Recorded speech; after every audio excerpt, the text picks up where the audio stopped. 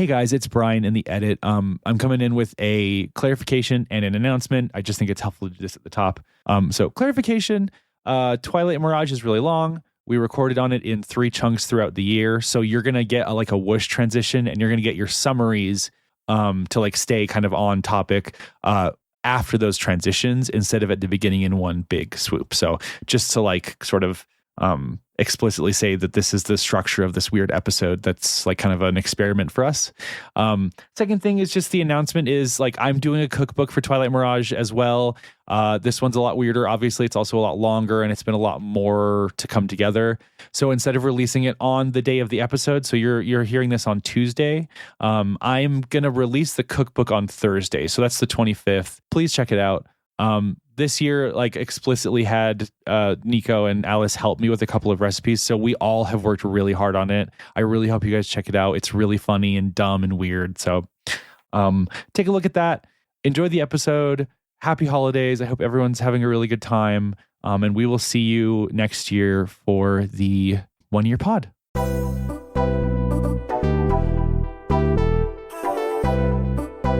All systems nominal.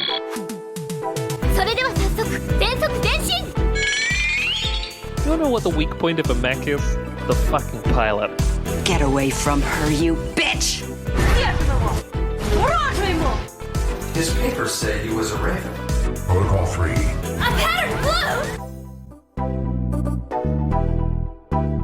Welcome to On the Shoulders of Giants, a giant robot power hour discussing mechs across media, their stories, and why we love them.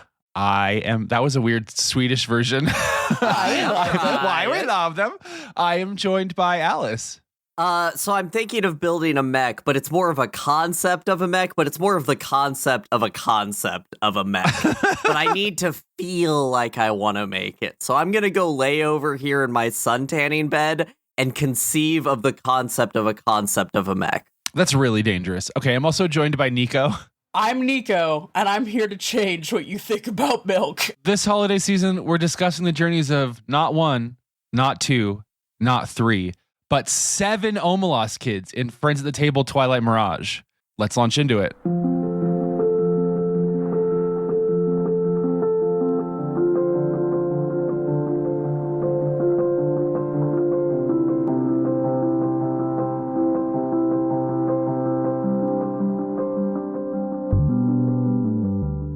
We should talk a little bit about The Veil by Fraser Simons, which is what they will change systems eventually, but for this stretch of the season, they are playing The Veil, which is which is the sprawl, but let's talk about our feelings. Okay. It's really interesting as a system. Yeah, I really like it, actually. It's any what system that has a feelings wheel. What are you feeling doing this podcast right now, guys? I'm always spiking joy. Sorry. I'm kind of always spiking joy too. I'm unfortunately. Spiking fear. No, I haven't taken a big look at the systems document because, full disclosure, I was telling Brian I did 23 hours of podcast and then 4.5 hours of anime in 3 days. So I didn't have the time to get that PDF, but a thing we've seen a lot of, I think, is people getting spiked on one emotion, which is filling up, because you can check boxes and that's what your bonuses are, but you can spike your emotion and that actually, it gives you benefits, but it causes you problems as well, which I think is really good. There's a conversation they have about being spiked peaceful, almost looking like depression, because you're so even keeled that you're not feeling anything really. And I really like situations where a character has been feeling powerful, and they've spiked powerful. And then it asks players to be really honest about what their characters are feeling as opposed to min-maxing. And so somebody will be spiked powerful and then have to go, I'm scared. The character would realistically be scared in this moment. And then you kind of have to do that math. And I really like it owes to, I think, the cast of Friends at the Table that they are very good at being honest and saying, this sounds reductive to say maybe, but choosing the right emotion to say at that moment, which I've never like disagreed and been like, oh, you're just trying to, especially Keith has been accused of doing that kind of stuff before. And I think Gig is a really good character because the system resists that. So. Yeah, and I think another thing to note about this system is its playbooks are like balls to the wall wild. They're insane. Everything.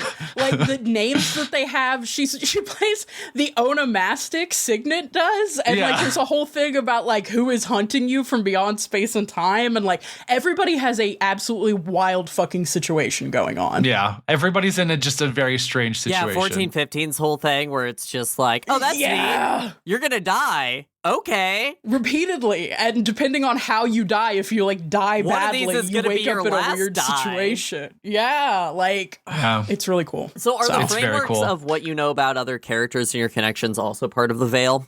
Yes. Okay, I really like that. I like a game that has intricacies to that level built into it. But yeah, the playbooks are wild named wild things. Their mechanics are really interesting. Gig's mechanic of streaming, I just love that it has qualifiers that aren't really things you can, what I would call, game the system to get, especially in the narrative they're doing. It's like these things are coming up and you can't really brute force getting your benefit. Is a cool thing. I do want to just say one more thing about the system. I think something Friends at the Table is really good at doing is showing people actually playing a system and having to like figure it out and deal with it. Well, okay. Like in Counterweight, we talked about when they had to switch from Mech Noir to the Sprawl, right? And like there was very clearly on the recording like them struggling with some of the mechanics of Mech Noir, and they went back to it eventually, but like they struggled with that, and then they switched to a different system, and you get to hear them, like, figure the game out, which can be frustrating at times, I think, definitely. Like, but I also think it's really honest compared to, like, hyper-produced actual play games where they kind of cut out anything but funny friction. Like, you get to really... One thing this system has is that you earn experience by having beliefs, and, like... When your belief comes up, you get a certain amount of experience. When your belief causes you problems, you get a certain amount of experience. And there's a lot of discussion, especially in these early episodes, about Austin trying to help them nail down beliefs that will allow them to earn experience, and like the kind of struggle to figure out how to actually do that, which I think is going to be real for people who try to play these games and aren't like pros. So I'm going to come at this the other way. So let's be honest, which is to get to this point today, I have had to listen to about 52 hours of podcast. So I just want to give that the credence of listening to them learn a system in any way for me as a listener. And this is even me when I was listening to actual plays way back. There is a very marked difference between people who are trying to make the game that they're playing work together, which I see the like trying to make the beliefs work because they all came with great beliefs for their characters, but once you apply character to system, sometimes things have to change. And they work that out in a cool way that lets me know about the character because they talk it out, right? Something that I absolutely adore is Austin Walker's gameplay style is let's have a conversation. It's never I'm dictating to you, but the other parts of it where they're like constantly going over what their beliefs are and constantly talking about their character books. They should, I don't like that they don't honor the fact that I've listened to 20 episodes before this. And even if this wasn't rapid fire, I'm not stupid enough to not remember what people's basic abilities are. But this may be different. As somebody who listened as this was coming out, Brian, what was your experience with that coming back up? Because I, again, powered through this in a month.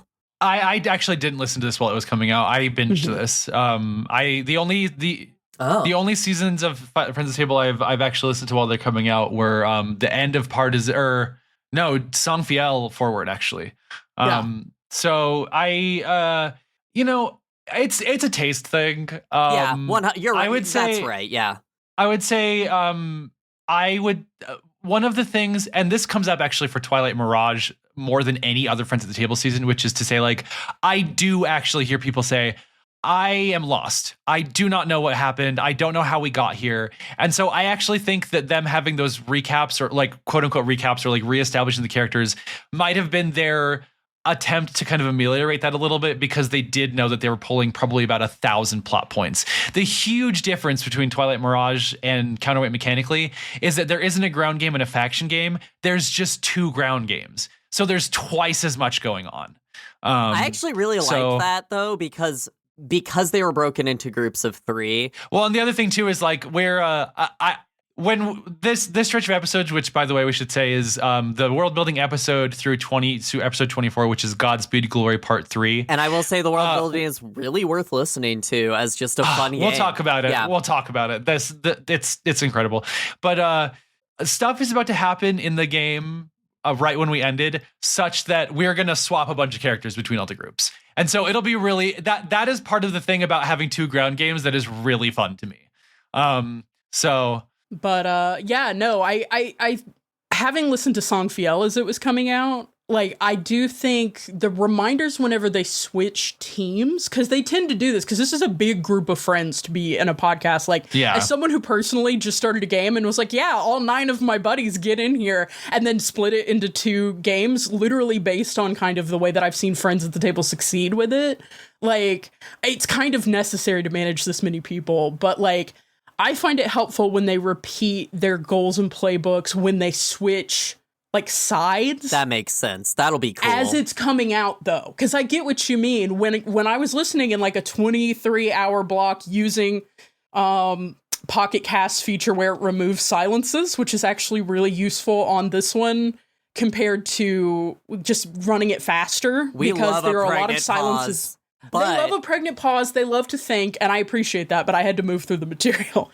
But yeah, it got repetitive listening in this way, but when I was listening to Song Fiel come out, it was like kind of necessary, because I'd be like, I know who Pikmin is because she's a sexy goat woman with a gun. Like, I know that, but like, who the fuck is... I literally can't pull any other names. That's where I'm at, right? Like, so... I'd have to be like... The other thought on this that I have up top is, I think, and this is me giving free feedback to a podcast that's much more successful than us, use some of your Patreon money to hire a person to make an abridged version of your killer seasons for the TikTok generation like myself. Like, if there was just like a 20 episode version of each episode, you'd get the numbers, Mason. The numbers, Mason. Yeah, but also you would lose a lot of stuff, I think. If anything, so it feels a little ridiculous to do a podcast about a podcast, right? But I think if anything, I hope that our episodes are like a good overview for people. One, I think we're going to be condensing the plot, so we're going to be doing a little bit of that work and helping people see what the overall story is. And 2, like, give people a preview of what they're getting into, and I don't feel like you lose anything by listening to our episodes before you listen to the season. I agree. Because there is so much. So, like, you are going to have a really wild experience, but, like, I hope our episodes are a good guidepost to get people started. I agree with that. I was thinking about that, too, actually, which is, like, I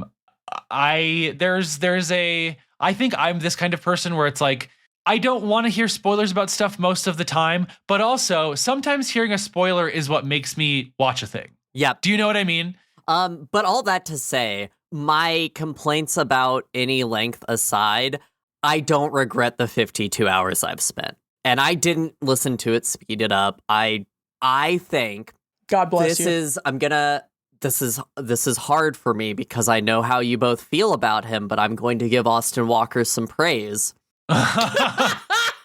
He hits his stride in this as a producer and director, and yeah, I'm going to level with you. We can talk about it, but Satellite and Primary is my ship of the year. Yes. Oh, it's really good. It's really good. The prologues before the episodes, oh my God, is so good. Twilight Mirage has the best prologues before the episodes of any season. Like, Partisans are good. Palisade has a couple that are, I think, legendary that stand out. But the fact that the prologues in Twilight Mirage follow their own story is fantastic. Feed into the main story. It's such a they give you the background. Yeah, when she shows up, when Primary shows up, you're like, yo, that's Primary from my favorite second mini podcast within a podcast. So every Yuri relationship has the person in a capsule in space who has a giant button that says destroy the system, and somebody who has to live on the planet next to this giant bomb that says don't touch, will destroy the entire system. And you write to each other in missives, and that's Yuri. Yes. And you That's use your allotted private communication time. Oh, I want to. Sorry, I'm just getting into this because I'm very hyped about Twilight Mirage, which I can't admit to you. Let's go through the cast first. Okay, yeah. I'm very glad, but let's go through the cast first because we did the system, and then we did the system. I do actually want to talk just about the world building. I think we should talk about the ships first and then the characters. That's such a good call. So the world building. How did they do world building, Brian? Austin gave them all homework. It's really good. I'm done. This is a worksheet. Collaborative world building is usually you're sitting at a table doing it. So having them all go and write their own thing, iconic. I will say, so like, let me make sure I've got the basic concept right, because Brian, I think you've listened to this twice now, so you have maybe a better idea. So in Counterweight, we met divines, which are like godlike mechs that embody specific virtues. But we were focused on a galaxy and on planets, and like there were very specific like groups and people that we were tracking, and kind of almost like a political conflict in this specific area of space. The Twilight Mirage basically follows a diaspora group, which is like, you know, a group of however many million people on all these scattered ships that left with like 300 divines. They were called the Divine Fleet. And they left with all their gods, and they kind of built their culture around the divines. But over 35,000 years, I think, divines have been dying, either killed or dying off slowly due to circumstances or whatever, and being under attack. Like, my understanding is the reason they left is because the Divine Fleet came under attack by other forces and were like driven out. Yeah, but I mean, like other stuff, and the reason it's called the Twilight Mirage is because the Divine Empyrean actually puts like a false like nebula.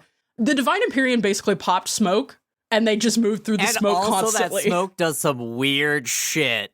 Yeah, so like that's my understanding of the basic setting.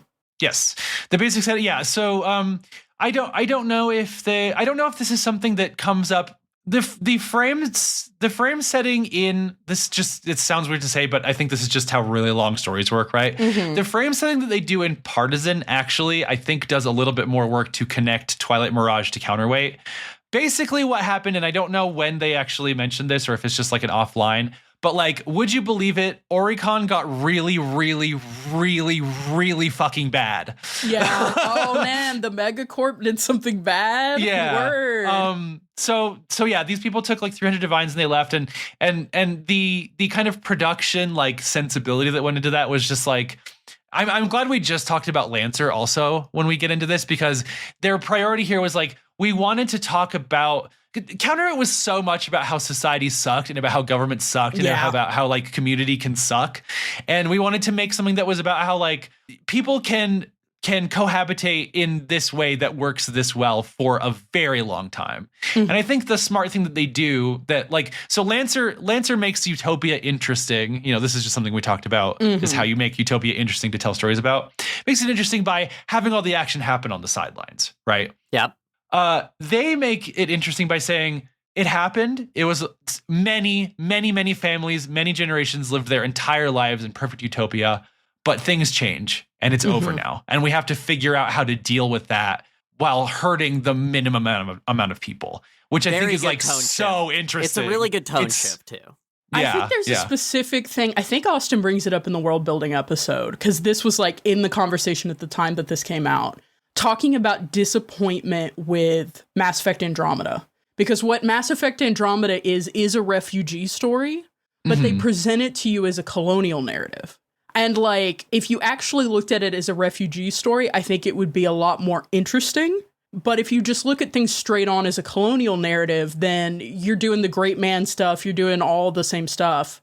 And I think what's interesting is like the ground game in this specifically is about finding a place for millions of people who are about to be displaced from their home. It's very much a refugee story.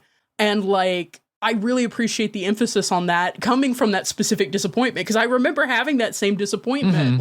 Yeah. I think that's interesting too, because I think one of the things, and they don't talk about this very much, but I think one of the big issues that the planet side team faces is, how do we be refugees while also being so technologically superior that like we could accidentally end up being a colonial project? I think that's like one of the coolest things to think about.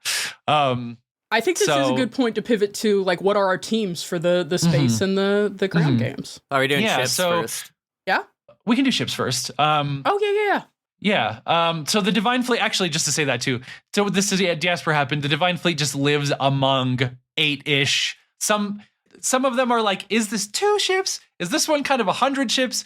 8-ish ships. That are all like tied to a specific very powerful divine. I mean, the implication is this used to be a fleet of 300 ships, a divine each ish. Yeah, well, I think and what we learned too is like some ships have a couple divines. Some move between things. Some divines, like Empyrean itself, while it lives in Seance, quote unquote, is also just like a thing that floats around. So there's that too. But anyway, per square foot may vary. The divine per square foot may vary. I'm just thinking about gumption. Yeah, I was just gonna say I don't know what order they talk about these in. The order I have them in, Gumption's Gambit is first. Great name. This one is my favorite one. This is Keith's. The divine is Gumption. It's just reduce, reuse, recycle. That's the whole thing. That's like the whole gimmick of this ship. It's the dumpster diver ship. It's the dumpster diver ship. It's great. It has 2 big, strong arms that it holds me and takes me into the future utopia with. Then we have Seance, which is like the big one, the big main one. That's Empyreans. It's you can hear in Austin's voice that he knows he's describing a Gundam colony, but won't say it. Yeah, I think it was they do actually say, they like reference sides specifically. Yeah. But like then they never do again. They're like, no, we can't admit He it. just won't admit it. He can't. Yeah. Then we have the Ever Forward, which is Dre's, and that's the Divine Potency. That one's the Zoo. It's just a zoo. Like these each have like just a fun gimmick, which is this one's a zoo. We just saved animals that might have gone extinct, and we just have a shit ton of them now. That's it. Yeah. What do we do with all these weird ligers? You guys want to talk about sicko weird elevator religion? Yeah. Because the next one is the By and By. The By and By is so cool. The By and By is really cool. This one was Allie's. This is the Divine Anticipation. It's just got lots of levels. And if you're cool in the church, you'll ride the elevator to every level. And get a different piece of clothing. And the more clothing you have from different levels, the cooler you are, which is just neat. It made me think of like, if you go to Japan and you get like a token from a shrine, like if your whole fashion statement was just wearing that like a military like brigade, like the insignia, like that could be some of your energy if you lived on the By and By with Anticipation there. We have Memorius, which is this one's interesting because we don't really go to this one or talk about this one that much. But Memorius has a direct heritage to the Crown of Glass, which we do spend a lot of time in. This is like the art cube. This is where Art's character comes from. This fucking cube ship that is redesigned every 6 hours by contest. Yes. But it's always sort of the same inside, but the entire ship is just moving cubes every 6 hours. I love just art is beautiful. Extra. So extra. We have Thyrsus. I don't think Thyrsus gets a lot of attention. Not really. Yeah, because I think the thing is, Thyrsus is the ship that Belgard is attached to. One thing we didn't mention, in the Divine Fleet, we've also reached a point where it's not just humans are making divines. Divines also make other divines. Divines are starting to make divines. And I think Belgard is one of those later generation ones. I really loved the fact that she named it Belgard. That's an archaic word that means like a loving look. Aww. I like really liked that. But yeah, Sigurd is incredible. attached We should to talk. Tircis. Janine also just wasn't in counterweight in case like that wasn't clear. Okay, good. I felt really bad Janine's new. because I was like, who? Who is this? I Janine was love in the her. fantasy game. Okay. If you ever want to listen to more and you decide to listen to the fantasy seasons, Janine plays a extremely duplicitous bitch, and I love that. After It's another really 110 hours of Twilight Mirage, I'll put that Hey, on. listen, dishes never stop coming. You can always be washing the dishes. Janine has an incredible character history, just like all of Janine's characters hit like a sack of bricks. This one, my egregiously so. But Brian, can you talk about my favorite ship, which I think you could have guessed, but is it the Tides of Harmony? oh no. It's The Sky Reflected in Mirrors? The Sky Reflected in Mirrors. Yeah. I really love What that makes one. that shit your favorite, huh? So It's haunted? The Sky Reflected in Mirrors is haunted as hell. No, but like it is this huge city ship that was like discovered by the divine curiosity, and it's become part of the religion to just like explore the city ship and like find new rooms and stuff. But like where it came from, who used to live there. The divine curiosity is really good at pinpointing weird, cool shit, but not very good at giving context. And the whole kind of worship of curiosity is about like without any knowledge throwing yourself into finding Curiosity things is out. just Ubisoft putting things on your mini Yeah, map. curiosity is the thing that does the Ubisoft towers and just puts markers on your map, right? And so I really like The Sky Reflected in Mirrors as like, it's your home, but it's also a project. It like if you're an Urbex guy, you're going to The Sky Reflected in Mirrors. They're doing the plot of Stargate Atlantis over there. That's just like happening while Twilight Mirage is happening. And then there's the Tides of Harmony. Yeah. Which is 2 ships. Cool design. And it's so cool. This you want to talk about extra? This was was this Sylvia's? I think so. And everyone worth noting at this point, I'm just going to point it out. She hasn't removed or had this edited in any way, but Sylvia is a person who we will hear more about in the later seasons because Andy Clare in these episodes transitions. So we may interchangeably, I think we're going to try to focus more on using Sylvia and she, her pronouns because that is Sylvia now. Damn, transition to podcast hosts? I don't get it. They're kind of a cliche. Alice executed. Ow. Huck. So yeah. So one thing I want to talk about the Divine Fleet and how Austin makes them all answer questions to do this. Something that I love is, what ship do you hate and what ship do you like? Yes. In the fleet? I love it. So everybody is from a different ship. Beefs. The characters. And so they have investment and it's like, but they don't really like know what each other was going to do. So it's like, probably hate Art's ship, honestly. And it's like, yeah.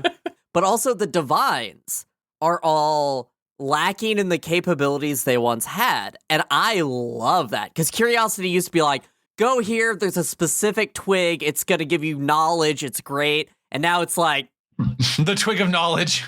And it's like, there's I don't know, something man. over there, go for it. Or like the library Well, I one mean, has the entirety of all knowledge of all time, but it has a modem dial-up noise, and you can get like maybe one piece of information every year or some shit. Yeah. And I mean, something worth mentioning, the tragedy of what we're experiencing in the Twilight Mirage season is that they are down to 10 divines, or they were at the beginning, which is the ships that have come in, and most of them are dead. Like when we meet Janine, I lost her name for a second. When we meet Janine's character, she is a person who was a chosen one of the divines. She was an excerpt, and she abandoned her divine to die. Like, that is a freight that she has to carry. And a lot of characters are dealing with the fact that their divine who shaped the ship that they live on in their culture is dead or absent in some way. So It's cool. I really think that's really interesting. Cool as fuck. Cool Yeah, spot. in the first arc, we get to watch Gumption die, which is like fucked. It's crazy shit. So we have we have a team that's going to go down and try to kind of ply a nearby planet to see if they can accept a bunch of refugees. And then we have a team that's going to solve some Divine Fleet crimes. Both of these concepts whip incredible ass. I love it. Just to get that out there. But so first we have the Beloved Dust, which is the Divine Fleet crime solving squad.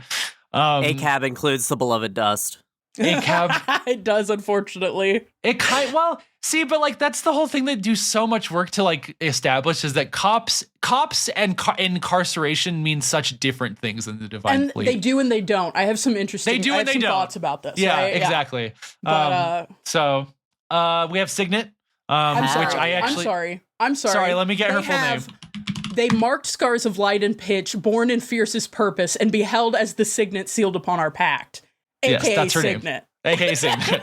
There's nothing All of the stopping you excerpts. from naming characters like this in your narrative. Printer. There is nothing. Oh yeah, Signet was the excerpt. She was the pilot, the chosen one of Belgard. Yeah. Which was a big, beautiful butterfly mech, as Brian's written. Signet dresses to fucking kill. Oh, Signet rules. Signet is on some times. She is Signet serves serving. She's giving like fallen nun vibes. Like she has like the formality and the aesthetics of like Catholicism, but the inherent sin of having left your God to die. Like she's serving. Like, she's serving. She has serving. She has a scarf that can do a punch on you. A kinetic sash. It's so cool. I love how she's played. I love how she's played. Just you can tell Janine is kind of struggling with this group at the beginning of like, I want to do some things with Signet, but I'm not sure. And then the other people do some wild shit, and she's like, okay, I can play Signet how I want to play Signet, and it'll work. Let's turn it up. Yep. Signet has got some all-time, like I am very excited for Signet stuff. Signet's also kind of like a fallen nun. I like one of the things that Janine ends up leaning on later, especially later in the season, is that like Signet is a healer but not a doctor. Mm-hmm. And I just think that's like an interesting sort of thing to think about, like at the core of like what her priorities are going to be. There's a really interesting sentence she said late in some of the episodes. There's a mechanic in the system which is called Geary in the system, which they decided to call Faith because they were kind of uncomfortable with just like randomly using a Japanese loanword. And it's almost like when someone owes you one or when you owe someone else. And Janine specifically said, I want Signet to be a character who has a lot of spiritual debts. And I think you really see that in the character a lot. Yeah, totally. So 14, 15. Yeah, 14, 15. Get it out, Brian. Which version?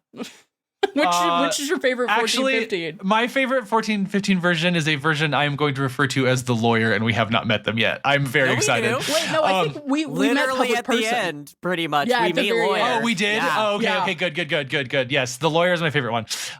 So in the realm of the year of the shell, 14-15 is absolutely a mech in and of themselves. Yep. I'm going to say it right now. How does 14-15 work? They are an assassin. You ever seen the show Quantum Leap? Yeah, Quantum Leap. He goes back to his normal body in that. There ain't no going back for 14-15. No, 14-15 has died many times, and the clandestine Castle Rose agency of assassins downloads them into a new body every time they die. It's really good. There's so many developments about like how those bodies are created, the consequences of those bodies having or not having a history, and then like the things we find out later about how those bodies relate to choir. It's like really cool. How do you spell like, How do you spell 14-15 Quire. It's not how you spell choir. It's CHOIRE. Wait. Oh, Alice has got our asses. Alice has got our asses, damn. No, but like 14-15 is interesting because I think the first body that they have is like a kind of balding gunslinger kind of guy. And then they end up in the body of a virtual idol opera singer who's been made flesh. Yes. And then they end up in the body of a lawyer. It's like really good. That's why I reference Quantum Leap, because there is definitely an energy of like, oh, now I'm in a completely different situation. And I have to figure out how to keep doing my job. There's also an energy of Quantum Leap of like, you know, he's a scientist trying to figure out how to get home. But the day that he inhabits the lawyer, for some reason, he's got to go to work as the lawyer. Like, has to. Yep. Yeah, I think one of my favorite scenes is when 14-15 becomes public person and is also coincidentally dragged into a contract conversation with Castle Rose, basically, about a specific contract that their character has. And they roll really well to deal with this contract conflict. And all I could think was, you entered the body of a lawyer and then went, I know contract law. Let me see this contract. It's I know really contract good. law. And the thing is, like, obviously this is not scripted. This is a game that they are playing. This is a confluence of moments and ideas. And like, I love when things like that happen. That's the magic of actual play. So I also love, just to talk about it, something that they do really well is whatever this is a Jack DeKeat character, right? Mm-hmm. Jack and Austin, when they are on their bullshit together, will roll with it. It is like no other. It's crazy. Anytime 1415 meets their boss, who is, I love her so much, their back and forth is so good. It's really good. It's really good. But we got to talk about Alice's favorite character. Hey. Yeah, Alice, just take it away. I'm going to let you have this one. If no one got Tinder me, Sky. Ali Akampora got me. Tinder Sky is a big-tittied, thick with 2 C's cat girl shrine maiden. Now, I know what you're saying. Is this your character, Alice? No. You're missing a descriptor there. There's one last one. She's a fucking Is it lesbian. Elite Hacker? Well, one more. Oh. Sorry, one more. It starts with a D. I don't know. Divorcee. All bold, all caps. That it's space so loud. letters. That's right. Tallest Oh my God, face. that's lesbian. She Space is cat. divorced as Divorce fuck, lesbian, dude. not elite stop. hacker, space cat girl. Like, give it to me. When Allie is like laughing at the beginning and like very much not wanting to say it in front of the group that she's playing a big tittied cat girl, and then immediately goes on to say, I love telling a story about women loving women, but I don't want that to be the main focus. I want it to be here, but not the main focus. So she has an absolutely disastrous, once again, trademark Ali Akapora sauceless relationship with a lesbian named Open Metal. It's really so funny good. how Allie is so interested No in romance riz. in a way that like Keith in like postmortems has talked about. Keith is just not interested in playing romances. Yeah. But like Allie is always interested in Yes. playing romances. And they are frequently sauceless. Yes. So sauceless, but it's so good, and It's so good. I just love the character and her dynamic. The girl squad, as I'm calling them, they're very hesitant on any of the trio taking the lead in any situation. They're very defer to each other versus your Art and Keith team, which is just they're gonna be doing shit at any point. You can't I have stop to think it. Art and Keith are put together because they will kind of cancel each other out with their forcefulness. Versus they like- would just be running whatever group they were in, basically. Yeah, because they have big ideas and big impulses, and they like move groups. Tinder is doing this whole thing with faith and this whole religious storyline with the divines and temples and this little like young priest guy and this whole it's very cute, but all of it is so loud that she's a loud deforced lesbian who just wants to meet another woman. It's so good. I need to It's move on so from my good. divorce relationship. Also, these are my giant tits. Okay, yeah. So the choir team. The choir team. We have 4 people on this Yes. team. Time to talk about special little guy number 1, Gig Kept, Yes. who is Fucking Keith's Keith. character. Keith, okay, I get why people love Keith. That's what I'll say. Yeah. Keith, this is an excellent Keith season. Hey, I also have a gun is like, It's an all-timer. Like, the whole thing with Keith, the whole thing with Gig and the horse. yes. Is I was laughing What nonstop are for like we doing? 14 minutes. It was insane. It's the eye for me. It's got to be the Yeah. eye. So Gig Kephart is a streamer. TM. They are playing. He is a character who, when certain conditions are met, can go live regardless of kind of like he has to have some technological connection, but like he can stream in conditions that no one else could broadcast. So like there are so many pivotal moments in the game where Gig goes live because they've finally reached the conditions they need to meet. And they're just broadcasting. They're just going. They're The streamer's soul. the streamer's soul. Also, kind of a sauceless streamer. Kind of a I love that Gig, at least in the beginning, is like, Hey everybody, I'm here at choir. Shit's popping off right now. There were guns earlier, like, you know, and conceivably those streams are doing really well. But he just not really have Riz. Gig has some. I like Signet. I am just so excited for Gig stuff. There's actually very strangely, I didn't think about this. Mako from Counter-Rate made me cry. At the end of the season, there's Gig stuff that makes me cry also. Keith gets into your heart with his characters. Keith tends to play characters that are like Brian mentioned, like they're very invested in systems and like maximizing what they get out of systems. Like he can be a little bit of a power player sometimes, and he tends to play characters. Yeah, but he also tends to play characters that can be kind of unserious. But that means when things do get serious for those characters, it like hits more. Mm-hmm. It's the little bit of comedy or the little bit of tragedy in the comedy, or the little bit of comedy in the tragedy is like, it's that secret sauce. It's that secret sauce. You know? Anyway, so to stream, he bumps his robot eye out of his skull and it floats in the air as a camera. That's so and cool. He'll also just pop it in and out in weird ways and creep everybody out at the table. As soon as Keith figured out that the eye thing wigged everyone out, immediately doing that like 5 times an episode, it was over for them. You can't show weakness. It's so good. But I also love that it's used as such a narrative function of, and he's just broadcasting to everybody on choir, and they all now know that Liberty's coming back. And I love Keith, too, because, like, he's right. Like, we are in the transhumanist utopia. Let him have his eyeball drone. It's so funny. Where they get the pirate eye patch, and he's, like, pushing it out just enough to make it look weird under the eye patch. And you can hear Austin is just having a moment of, like, I've enabled this. There's no going back. It's so good. All right, we got Even Gardner. Talk to me about Even Gardner. I will say Even Gardner is a character I don't have a lot of faggot sense for. Yeah, the only note you have here is gay. Okay, like so gay. Here's the thing. There's a lot about Even that I can't talk about yet, but this is the Yowie character. Okay. And in the spring of Yowie, which at this point will be the winter of Yowie. Even is like a cool like cyborg that accidentally absorbs technology all the time. That's like basically the character.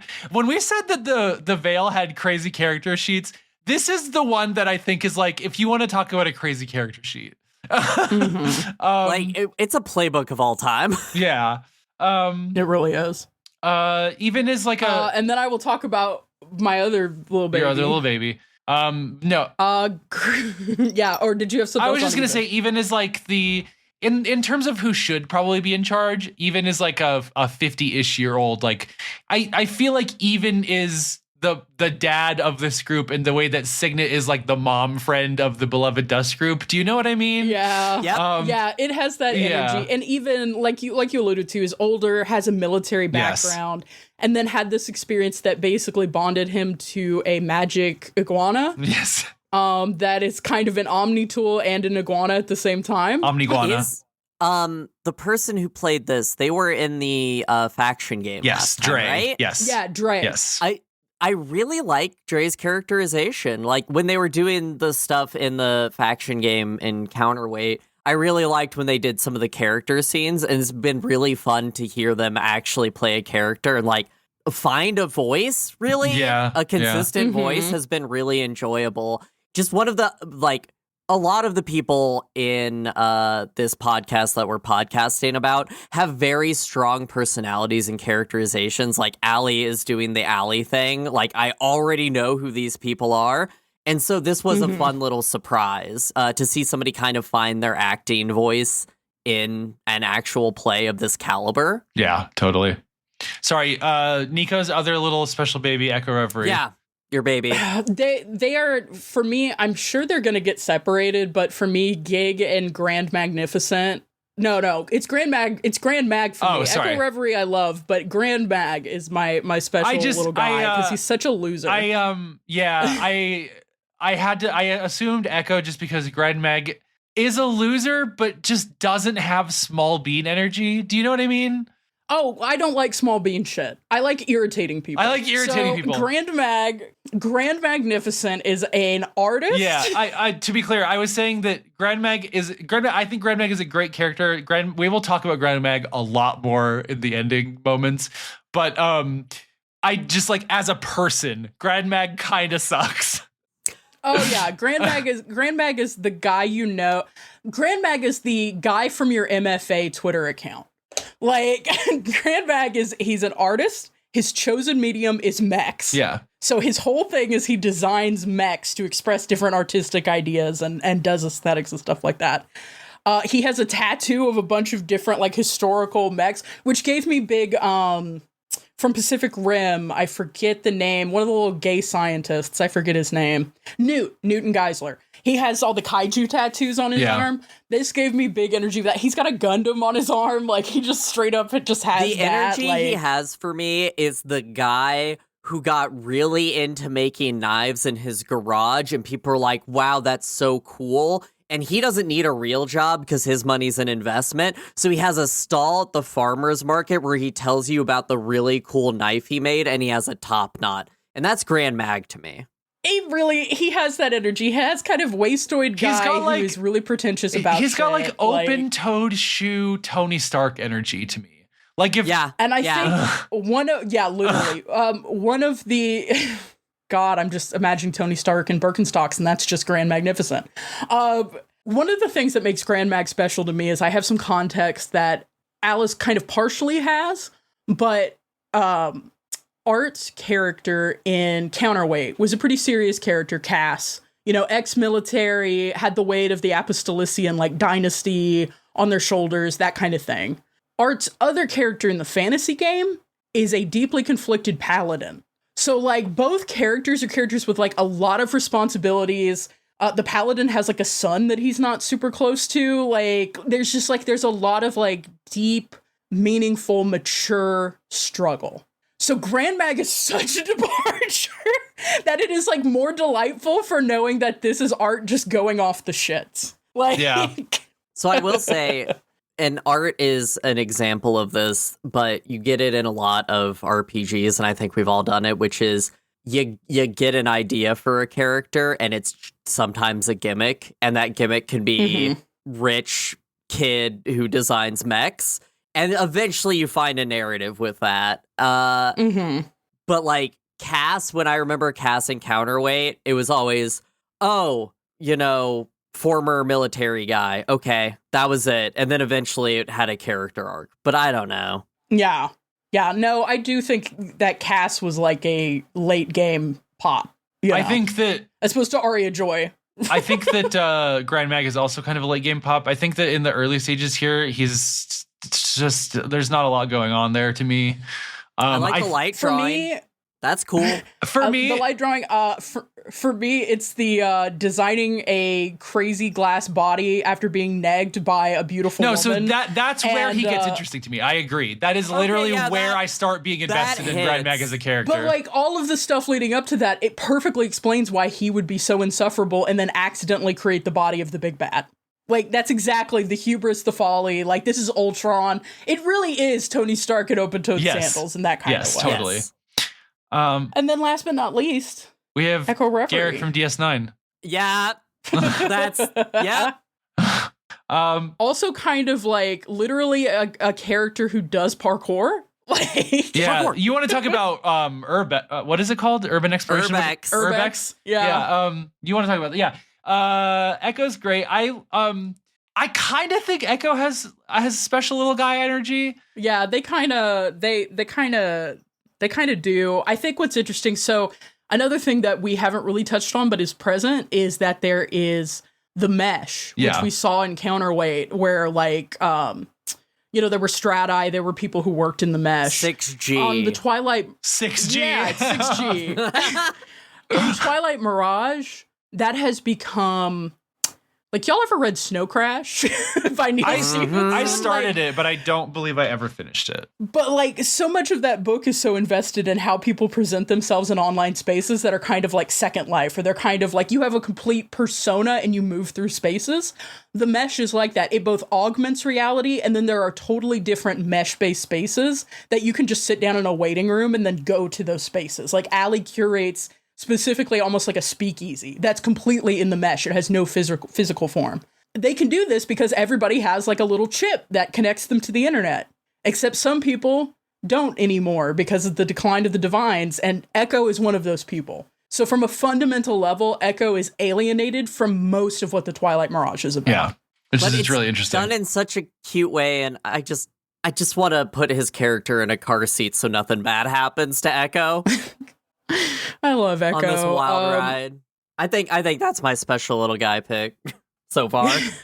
I do think Sylvia's doing something interesting with Echo in this one, in the sense of both, like, Echo is on the team that, like, Grand Mag is a colonialist. Like, he literally uses the word, these primitive colonials will learn about art, like, or I'll find something authentic that I can use to elevate to art. It's so funny. Like, every time he reads that belief, it's just awful, right?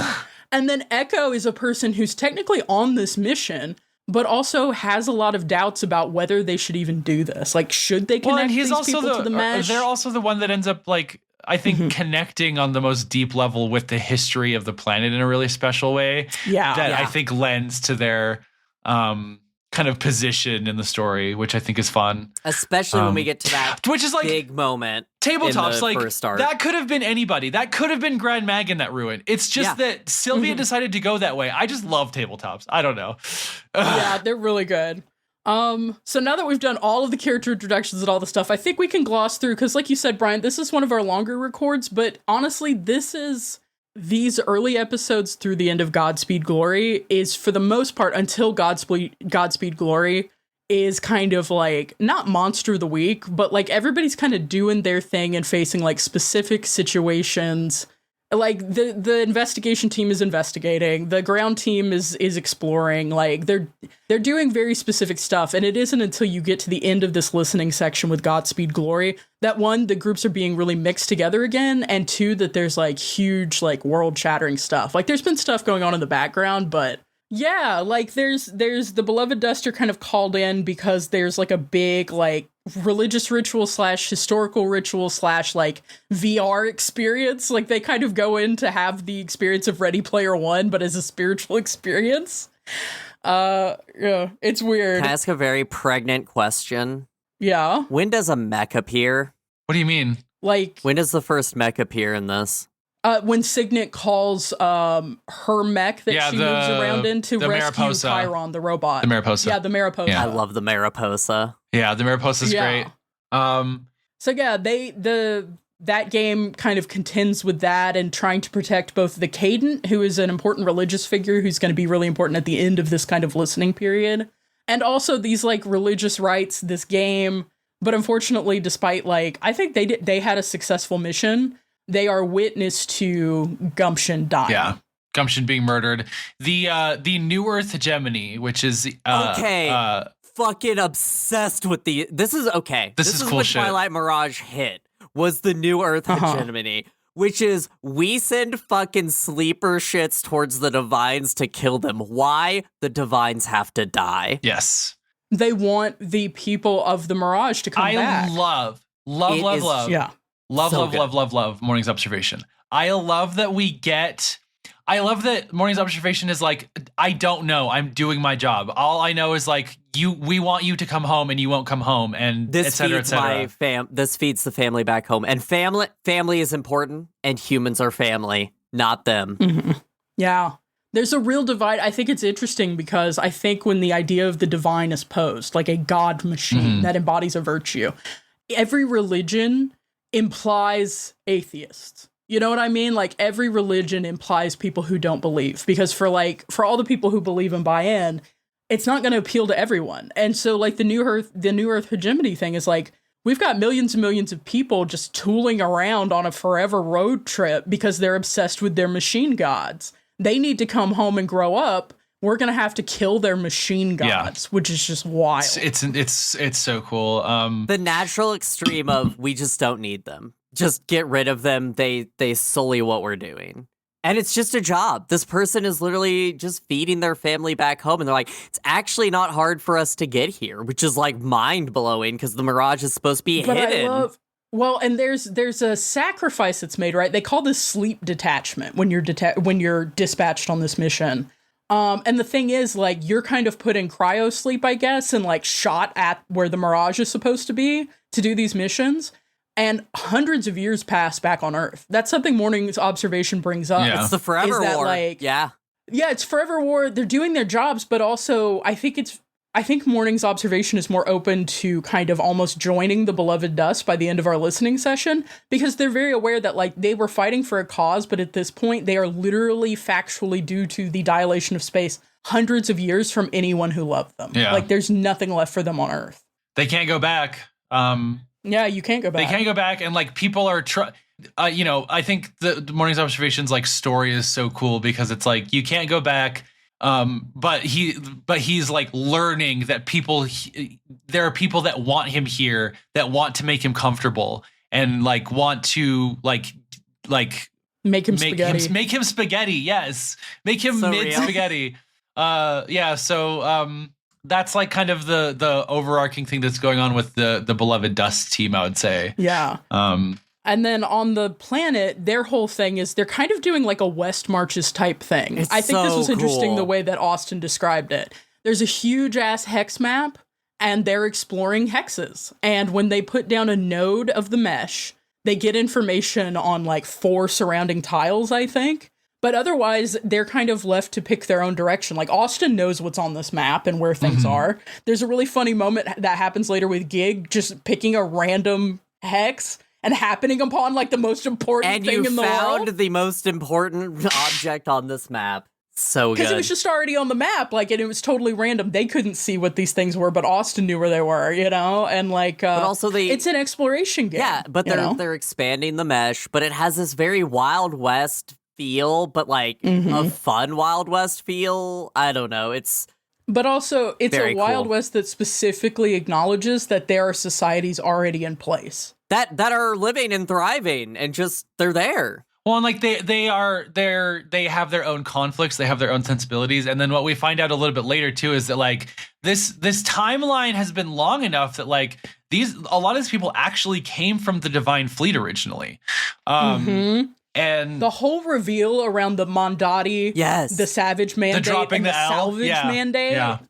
Yeah. It's oh so my God, good. it's really cool.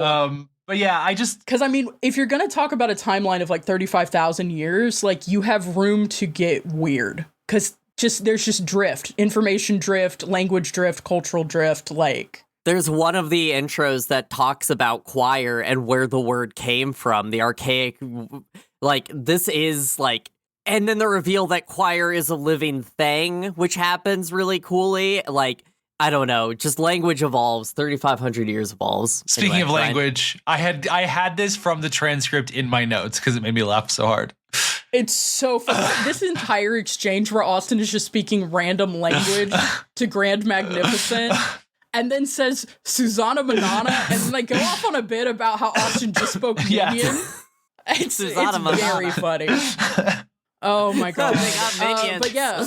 The one of the things you need to know if you haven't listened to Twilight Mirage about the choir team is that all of them are very invested in forcing Austin to make horrible noises. It's incredible. It's really good. Anytime Austin tries to do Foley and then like quickly move on from it, they're like, can I hear that back one more time? Can I get a clean version of that? Can I? They are- really and it do also just happens- bully Austin, and it's great. The thing with the Tinder Sky's like thunder stick, Yeah. where they make the womp noise and they keep making Austin make the womp noise. It's very good. But yeah, the ground team encounters like a settlement and encounters a conflict between like local rulers and learns about different main groups on Choir, and like they're encountering the fact that a society is there, and they're also encountering the fact that like they're like, hey, we're here to bring the mesh, and like we talked about, Echo is kind of hesitant about what that Totally. means, and like Brian, you brought up this could very easily become a colonial project instead of a Yep. refugee project. And so it's this kind of balancing act of trying to be like, hey, we can bring this kind of cool thing, but also there's a whole bunch of drama already unfolding, and like, where do we fit into that? It's a real Starfield conundrum from the video game Starfield that did this in the worst way possible. That invented this concept. Yeah, Starfield did invent this, actually. It's totally fucked. So the main faction that they interact with in the interest of this, just to talk about it real quick, is the Crown of Glass. These people are established as having been descended directly from Memorius. So these are Grand Mag's people in a lot of ways. Yeah, they really are. They're very interested in artistic statements. They're very interested in artistic statements, and they have fucking cool night mechs that Austin specifically calls out Vanguard Bandits, which is a game we are covering later or will have already covered. So that was a fucking lie. By the time this comes out, I'm very excited. They are so cool. Yeah. To talk about mechs. I want to talk about mechs, actually. Yeah, I mean, a thing that's interesting is that there's a substance on Quire, which is like almost like a kinetic glass. It's glass, but it's in space, and it's Q glass, but it's in space. It's space glass. Yeah, and like people cut mechs out of them. So Austin Walker will come up with 5,000 nouns and then say, it's like glass, but space glass, and that's it. And it's like, goddamn, Austin Walker, you have command of the entirety of the English language, and you guys have no bitch. idea. I already teased this, which is why I don't mind saying this now, but like people who are listening know about a hamburger seatbelt and are screaming into their fucking headphones about it. I'm so ready to find out what the fuck that is and to make you cook it. I have been noting recipes. I can't wait for the photo of you using the hamburger seatbelt, which I assume from the title is functional. But then, like, from the ground game, we bounce back over to the investigation game, and we go into an interesting situation. So this is something I had a lot of thoughts about. This is when they are called because there was a divine called Contrition. Yes. And it basically ran the prison/rehabilitation program for people in the Divine Fleet. And what Contrition did when it was running, when it was alive, when it worked, was it had custom-tailored rehabilitation programs that people participated in the mesh. So rather than doing a carceral state where they just put you in a prison block and are just like, you just serve time, you just don't get to be part of society. And some people read books and like get a law degree, and some people, have a really violent, painful time and obviously are involved in recidivism and like the carceral state. I don't think any of us are huge carceral state fans. No. Woohoo, prisons, But it's interesting because... What's a carceral? Is that like by the clit? Then I'm into it. Okay. Can I just say really quick? Yeah. After Nico started talking, I like went and found my notes from this part of the story, and the first sentence on this part of the story is, I'm sure Nico will have something to say about prison abolition theory. Not wrong. Look, something that Austin is very clear about, that he wanted a different tone for this. Yeah. As not to be like depressed, and this is like, if you have to do rehabilitation, this is a really cool way to sci-fi do it. But to get to... Yeah, except... Yeah. Like, I think there's a little bit of a struggle with imagination, right? Like, I think something people just broadly struggle with when people talk about defunding the police or prison abolition is you hit this mental block of like, well, then what do we do about crime? Like, what do we do with criminals? What do we do about crime? Like, where do we put people who can't be in society? How do we keep people from hurting each other? Like, Pat labor. And Mechs. There's been a lot of... Yeah. No, there's been a lot of writing about like what a world without prisons or police looks like. Like I sincerely, like, I would encourage our listeners, if this interests you, to go out. Angela Davis has written books about this, like what the world looks like without prisons, like especially after the protests in 2014 and 2020, a lot of scholarship was done about this. But I do think that this Twilight Mirage is sort of in conversation, but sort of not. Like, it's Austin wanted to talk about a utopia, but we have terms like prisoners, wardens, serving time. It's like importantly, Signet served time here, right? Yeah. And so, it's interesting because the form and function of it is just a prison. Like, we haven't escaped the carceral system as a concept. But I think what was important to them in terms of making this was that was the sensibility and like priority of going into it. In our world, the carceral system, like as a prison, as a concept, exists as a form of like punitive measure. It exists only to punish. And like we throw like a lot of people, especially would you believe it, the companies that fucking own prisons are throwing around a lot of like rehabilitation type language. We all know that's not happening on like a sufficient enough level to justify the project in the first place. But in the Twilight Mirage specifically, and they talk about this a lot, it's not about being a place that's like has a penal structure to it. It is about isolating you so that you have like time to think, quote unquote. Now, this is I think underplayed by the fact that the one guy they talk to in the prison is the one guy who has to be a prisoner because of like the metaphysical law that is around him. But we got to talk about Declan's corrective. So the reason that they've been called to this prison in this arc is because the prison is malfunctioning. Obviously, contrition's dead, so there isn't a divine governing this. And the way that it works has been really simplified. There's basically like 3 real rehabilitation programs that people are put into now instead of the really custom ones. One's chess. And like, but like space one's just like chess forever with people you hate. It's a good place where all you can do is play with chess. people you hate is what it's called. It's like, again, like you see the dysfunction of like how it was supposed to work versus like how it's not working. But there is a person in this prison called Declan's corrective. Great guy. Great thing. He's a great guy. Well, he was on sleep detachment. He is from the New Earth hegemony, and he has killed 27 divines, like to his name alone. And the prison as it is has started to change shape. It has become a city. And everyone's like, why is it being morphed this way? Like, people aren't in their rehabilitation programs anymore. They're like in weird labyrinths of city streets, and like there's statues of divines around and they can't like figure it out. And what they come to learn when they come in and they meet with Declan's corrective is that it has warped around a poem he wrote called Second Street Drifting, which is a banger poem. I don't know that we can put in the whole thing and have it be fair use, but I want to put in at least one stanza because Austin does a specific voice for Declan's corrective and a specific voice when he reads this poem, which is incredible. But basically, can you give us that stanza? The poem and then so we can hear it, and then you can talk about it. The first stanza that I really like is, in my dreams, I've curved this place. Flat boulevard from funicular, an overhang in the sidewalk patio, burnt coffee and barbecue and tilted strings, and scaffolding and the inconstant shoulder rubbing of people. Second Street drifting. And then there's more stanzas that describe this place. And the prison has warped around becoming this place. The statues that people are seeing, there are 27 statues, one for every divine that Declan's killed. Like, there's wild shit going on here. And it only gets wilder. But yeah, I mean, that's the kind of thing that like I like that we ended up, because that would have been like the one arc that I wanted to actually like dive down on if I had to pick one, because like very cool. And we don't necessarily have to linger on how it ends because it ends kind of messily, but I think everyone does get a pop off moment in an interesting way for their character, which is really nice. I love to pop off, and by pop off I mean die violently.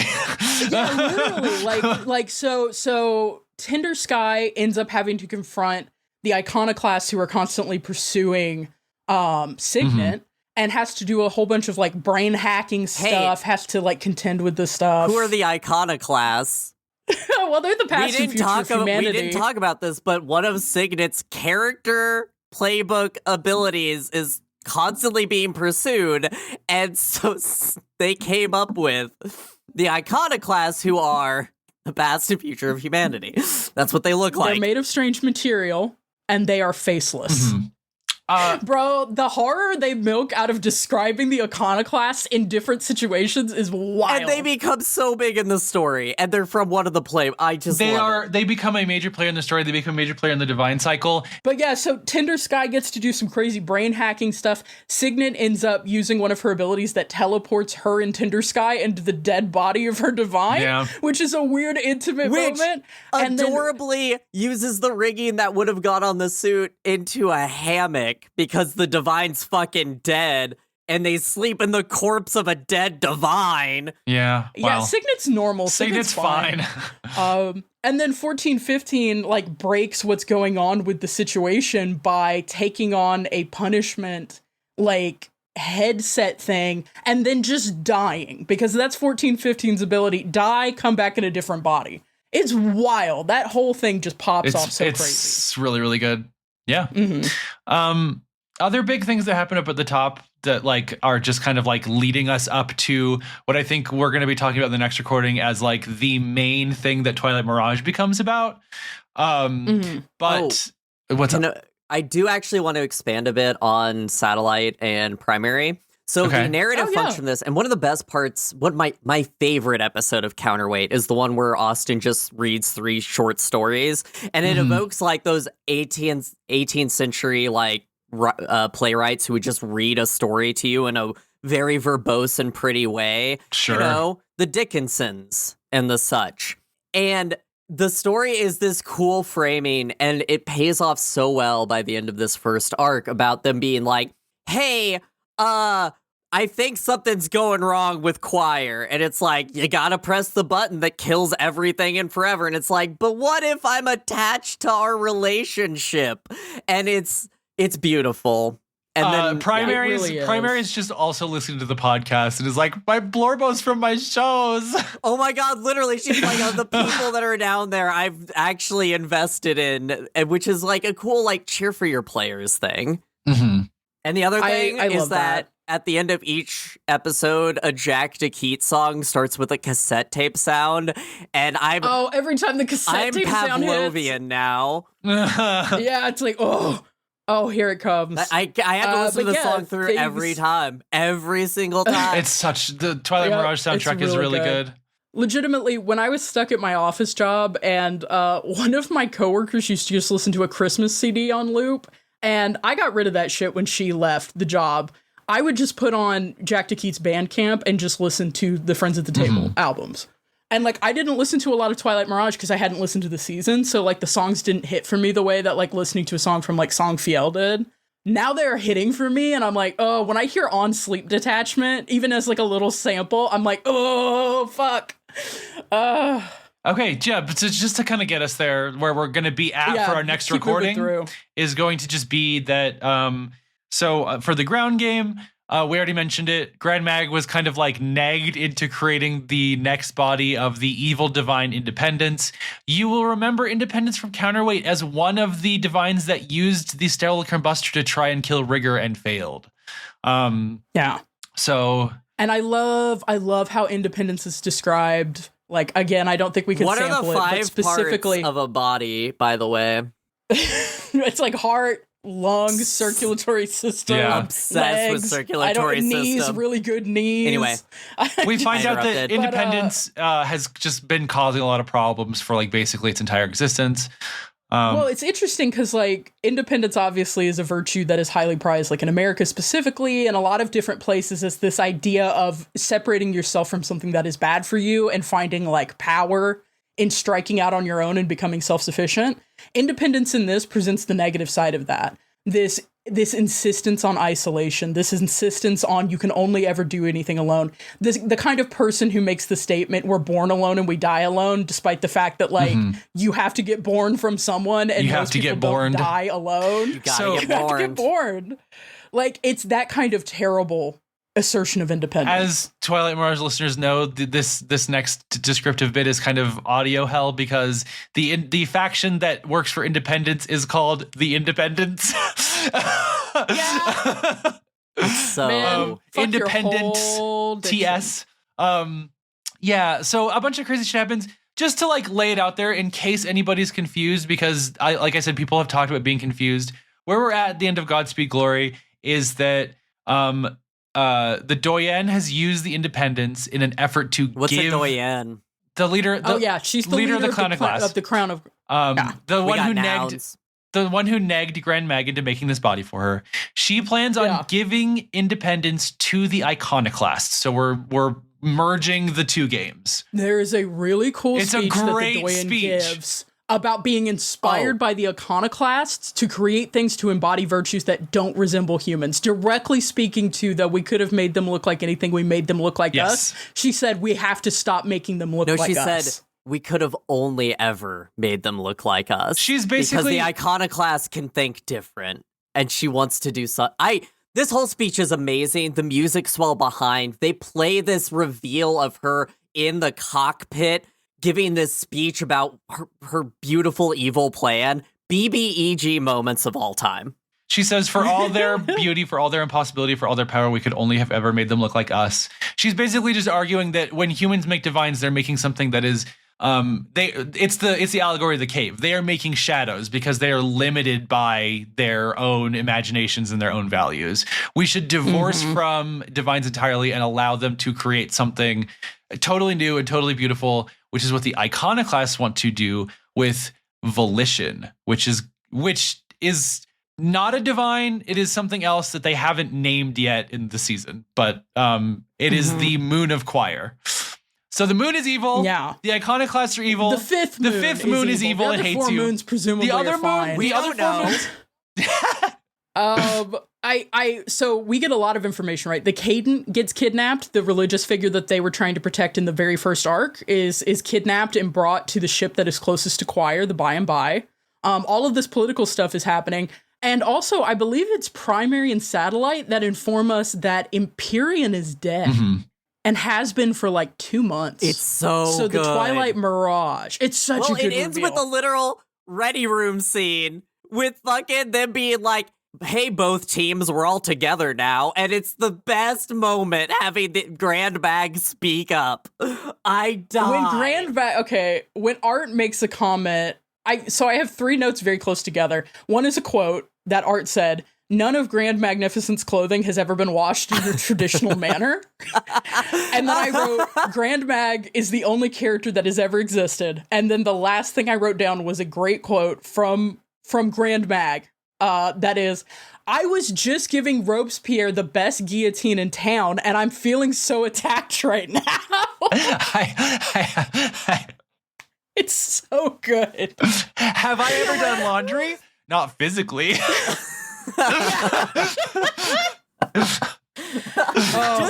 people are a mess, but yeah. It's the only way somebody could have been building the body of the giant super weapon for the end of the season, and I feel genuinely bad for them. Like, they were literally just doing it out of spite as an artist, and I love that for them. There's really good fan art I'm gonna have to post. Maybe we can like link to it on our site. But somebody drew like Grand Mag standing next to Echo. Like, I mean, how bad could my actions possibly fuck up the world? And then there's like the second thing is like a newspaper print, and it's got this ugly picture of Grand Mag, and it says "Guy fucks it up worse than anyone's ever fucked it up." And that's just the Grand Mag story. That's the Grand Mag story. So yeah, we've got to stop that from happening. Is where we ended up leaving off on this part of the recording. So yeah, I don't know. I mean, do you guys have anything else that's like super super important? I love Blueberry. I would die for Blueberry. Blueberry Gin. I good. Love Blueberry Gin. I love Acre 7. She's a hijabi, right? She's a hijabi, right? Blueberry Gin, she's playing chess, I think. She's one of the chess people. Show. The ninja, the samurai, is a hijabi samurai, That's which the I one. do love. Okay, yeah. Yeah, hijabi. She's a hijabi gothic Lolita. Hijabi gothic Lolita samurai, yeah. It's very good. Austin Walker will put in I'll a just side say, character. I love the conversation Show has with 1415, where she's like offended by his really existence. It's really good. It's really good. The only thing I want to add is that Gig Kephart gets a horse, and everything that happens around this horse from the moment he gets it, that horse is called Duck. Everything that happens around this horse from the moment he gets it, from trying to figure out where to put it, to using it, to talking to it, to bringing it to specialists to try to figure out what it is, all of it is gold. Everything to do with the horse is incredible. He literally I'm sorry, it just is. one behind glass, uses precursor technology to spawn one. And what's special about its mane? It's prehensile. It has a prehensile mane. It's a mane that you can pet and it pets you back. Him try to explain what he means by words, and then it's a horse that starts big and then gets smaller. It's everything to do with this horse is so fucked. My favorite moment has to be at the end of the episode where he gets the horse. He rides the horse for the first time, and he's like, oh my God, there's wind through my hair. It's just the line delivery is incredible. So I when just you live on a wanted to mention spaceship that. your whole fucking life. Oh Yeah, my for God. real. It's so good. It's so good. I'm very excited for what happens after this. Oh, my other last note is the sound mixing could have been done a little bit better. Sometimes the music is so loud I can't hear Austin. Yeah, I think that's something they keep playing with, and I think it's something we've had to deal with. No, if we've never there's had a one bad obstacle, sounding episode ever. Damn. It's so true. No, if there's one obstacle to podcasting, it's getting your sound just right. So yeah, they've still got Always some things to learning. dial in, but I will say, if you tried to listen to Counterweight and you're like, I can't do it because of the sound quality, that is gone from this season. Oh yeah, this is it's at better least produced. this is at least, you Yeah. know, college radio level. It's really listenable. It's really good. Okay. Yeah. Previously, in our Twilight Mirage coverage, we saw the 8 massive city ships of the Divine Fleet make their way to the planet Choir, where the ground team of Grand Magnificent, Echo Reverie, Even Gardner, and Gig Kephart installed a relay node for the Twilight Mirage's magical internet and tried to walk the fine line between refugee effort and colonial project. This ended in a disaster, as Grand Magnificent accidentally ended up designing a perfect body for the Divine Independence, whose radical shift toward isolationism poses a danger to both Choir and the dying Divine Fleet. Meanwhile, in the fleet itself, the cadent under Mirage's Utopia police, called the Beloved, contains a unit called Dust, with Signet, Tender Sky, and 1415.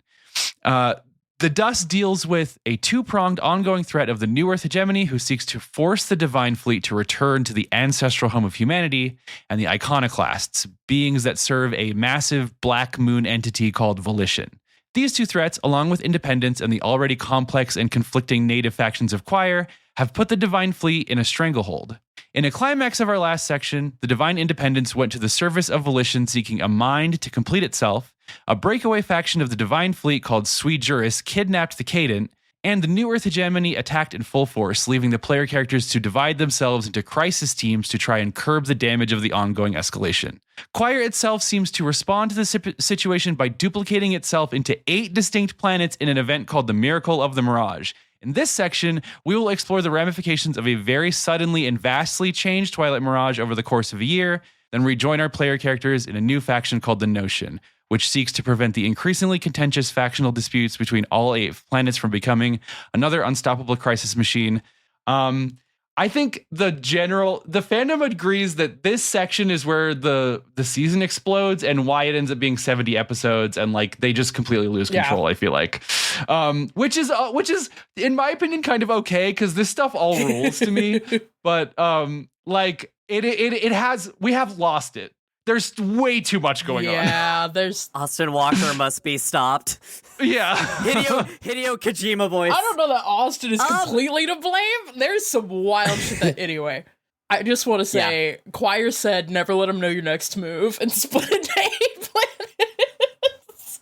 Yeah. Things I didn't for see real. happening, and over the course of this section that we go over, I love the ramifications. This year of ours is probably one of the most succinct storytelling moments that I've experienced. The lead up before again, to be clear, the Scum and Villainy game, I think, is some of the best shit. But in terms of plot coherence, the stuff leading up to that is some of the best Friends at the Table I think we've listened to so far. And like, again, just speaking in terms of we are consuming a show, right? That's some of the most coherent shit. And then, like I said, it kind of, I think Austin and the crew have said this before, like they didn't want every arc to end up being 8 episodes like it ended up being. Like they wanted to do way more smaller arcs to kind of address all the things that were going on. And then like the carnival thing ended up being 6 episodes. So it's like, it's a difficult, hey, tabletops. Yeah, and I also think this is an interesting thing. Like, obviously, we're not looking at Friends at the Table's fantasy seasons. It's not in the scope of the show. Mm-hmm. But as someone who has listened to them, the Autumn and High Run, Winter and High Run, they early on they did a lot of these kind of long form split party back and forth stories. And I feel like this is a moment where we're seeing that carry over into the show and kind of prove the weakness of that when you're trying to do something fast paced or trying to keep a story moving at a clip, you know? Like, I honestly, like, I don't think I was as I didn't find it as meandering in the fantasy season as I have in the sci-fi seasons when it kind of gets out of hand. Okay, here's my thoughts right up the top as we went through this. One, I enjoyed it. I have to frame it with that immediately. Two, coming to this posthumously, humongously, this is one where, you know, when people are like, how should I watch the Star Wars? I would have loved a Twilight Mirage. Watch these episodes for this team's plot, and then listen to these episodes. No, not a skip list, but I was like, okay, in a show, you have visual cues to let you know where you're at. In Twilight Mirage, we start by them giving their handles, and I have to figure out which team I'm with for this episode. And it is a bit like, it takes me out of it for a moment because they don't do framework for that. Austin Walker's framework is overall because the intros are overall Twilight Mirage and sometimes focused on what they're doing. But otherwise, I'm like, okay, we're back on these guys' plots. And like, I didn't know this structure because I'm only reading the episode descriptions because I tried to Google this once and I'm pretty sure I got a major spoiler. So it's not like I can go and like click spoiler tags on a wiki. I was like, okay, I have to just take the podcast. And that was frustrating. But once I figured out that that's what they're doing, and here's the other thing about this part. I think we got a better split of the teams this time. I think in part 2. Yeah, I think that's an interesting thing to point out, like new fan versus old fan. Like, I know these people backwards and forwards, so it's like, oh, I know what team immediately and everything. Yeah. But that's a good point. Yeah. Like, when you're trying to follow the narrative, I do remember the first time I listened to Autumn and High Run, I listened to the team's episodes separately. So, like, I listened to all of, like, Boat Party on their own, and then I went back. Yeah, I know, Brian's giving, okay, not a visual medium. Brian is giving me a weird-ass look, but I get where Alice is coming from. I also struggled with that now that I'm remembering it. And now I'm more used to it, but, you know.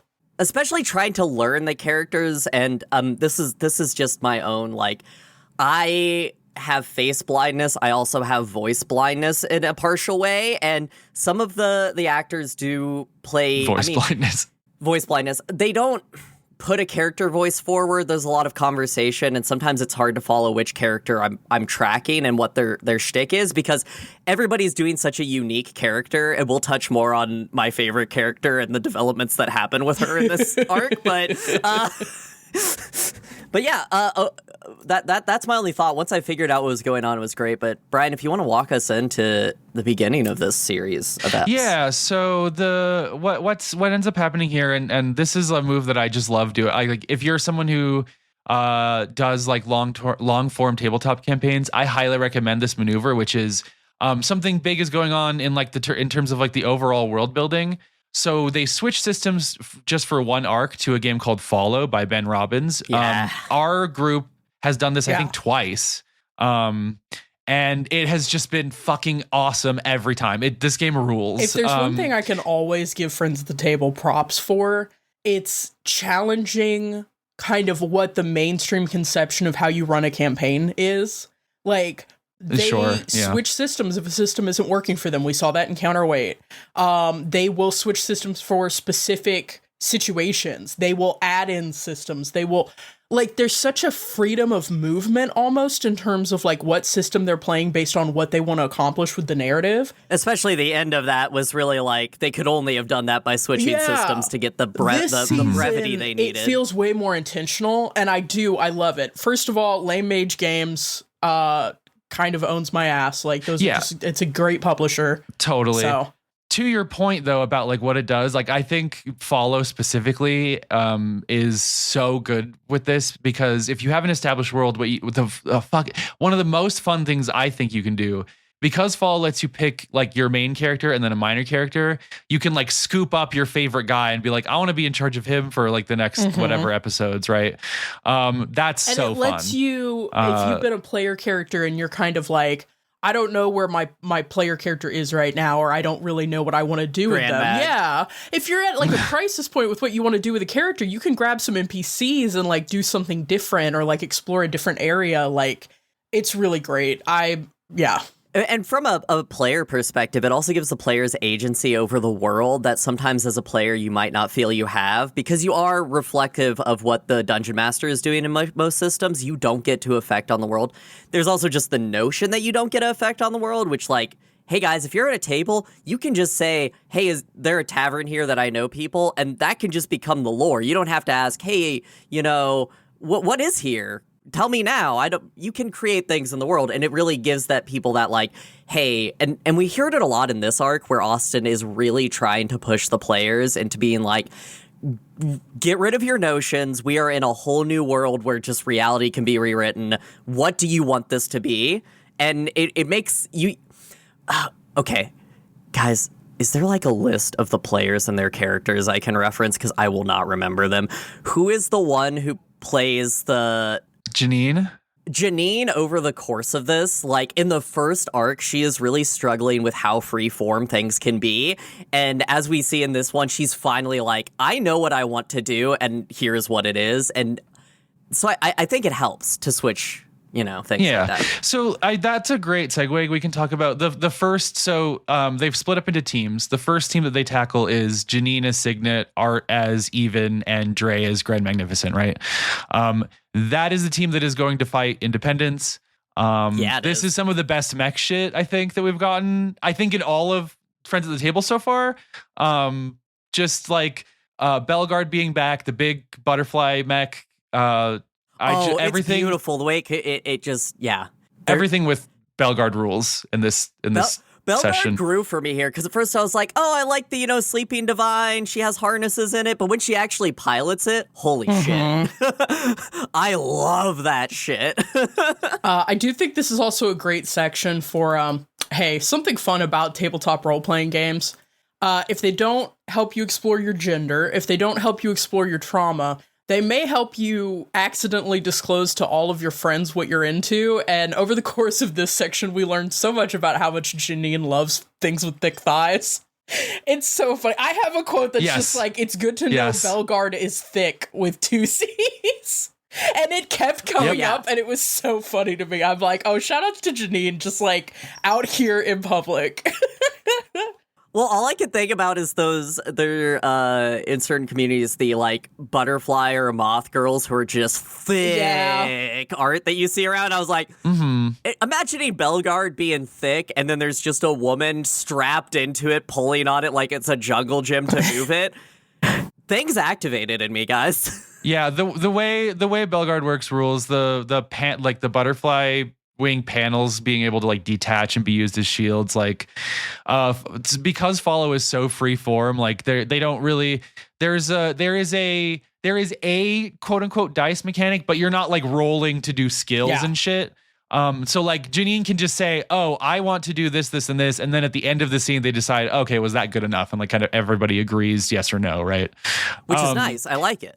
It rules. It's so good. And I think when you are able to do that, and when you have already had all this time with Belgard and Signet, like we talked about briefly, just kind of like the little bug thing she has, and Thonic, and how like those things are interacting.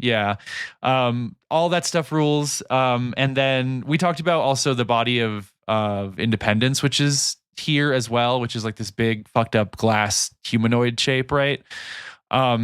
One thing I think we didn't talk about is that the leader, the Crown of Glass leader that tricked Grand Mag into building this thing, is still dead in the cockpit through all of this, which is so fucked up and cool. I love it. Literally anytime that Doctor Who episode with the skeletons in the spacesuit, Fallout New Vegas, Big Empty, when there's just skeletons in the suits. Yes. I love whenever anything is autonomous and piloting itself and its dead former pilot is still in there. It's so fucking good. Have you guys see that one short that came out like ages ago where it's like nuclear bombers just bombing each other in perpetuity and all the humans are dead, but their corpses are still in the planes? I'm a draw. I love when that happens. It's a fucked concept, and I'm obsessed with it.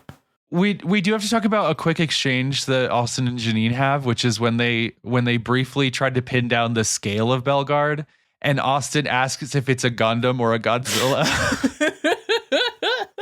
I imagine I immediately knew it. I was like, I get it. Totally. I get it. That's good scaling. I definitely imagined Belgard more of a Gundam than a Godzilla, but see, I always thought of it as a Godzilla. Yeah. Yeah. We do, so because the thing is, I think all the mechs in Counterweight, or most of the mechs in Counterweight, are generally around the same size, which I believe we discussed was kind of on the smaller end. But in this, we have mechs that are like humongous, and then later we have basically like Fallout power armor for mechs. Yeah, I like the scale difference between the Divines, and then later when we see them piloting the Anglers, which are the mechs that they customize, but that come with the World Without End, the fishing boat. We'll get to it. I'm obsessed with the fact 1415 just like bought a fishing boat full of mechs. Anyway, 1415 is out here lawyering and buying fishing boats. But yeah, no, I love the difference in scale in these terms, and I will say, another quote that I wrote down was, the divine volition is Hegelian truth or some shit. Friends at the table, mechs are ridiculous. There's so many times. This is the season for, okay, we have literal like mechs, like later in this season, the second half after they switch to Scum and Villainy, we literally have fishing mechs that have grappling guns and nets and are like a concrete thing that you can understand. And then we're also dealing with, hey, that's a big evil ribbon. And like, yep, it's really good. It's both an angel from Ava and also just the Nexus from Star Trek Generations. We'll talk about it. One of the things I love about Friends at the Table, but specifically this season is so interesting. It plays into the fact that the Divines are bizarre and can be conceptual. And especially once we get axioms on top of Divines, like, things get really weird in a way that I love, and it really informs, like, I've talked about this, I think, in the previous section. I skipped Twilight Mirage. I went, like, Counterweight, and then I listened to some other seasons, and then I listened to Partisan, and so I skipped Twilight Mirage, because all I had ever heard about it was, like, it's super long, it gets really conceptual, like, it's not...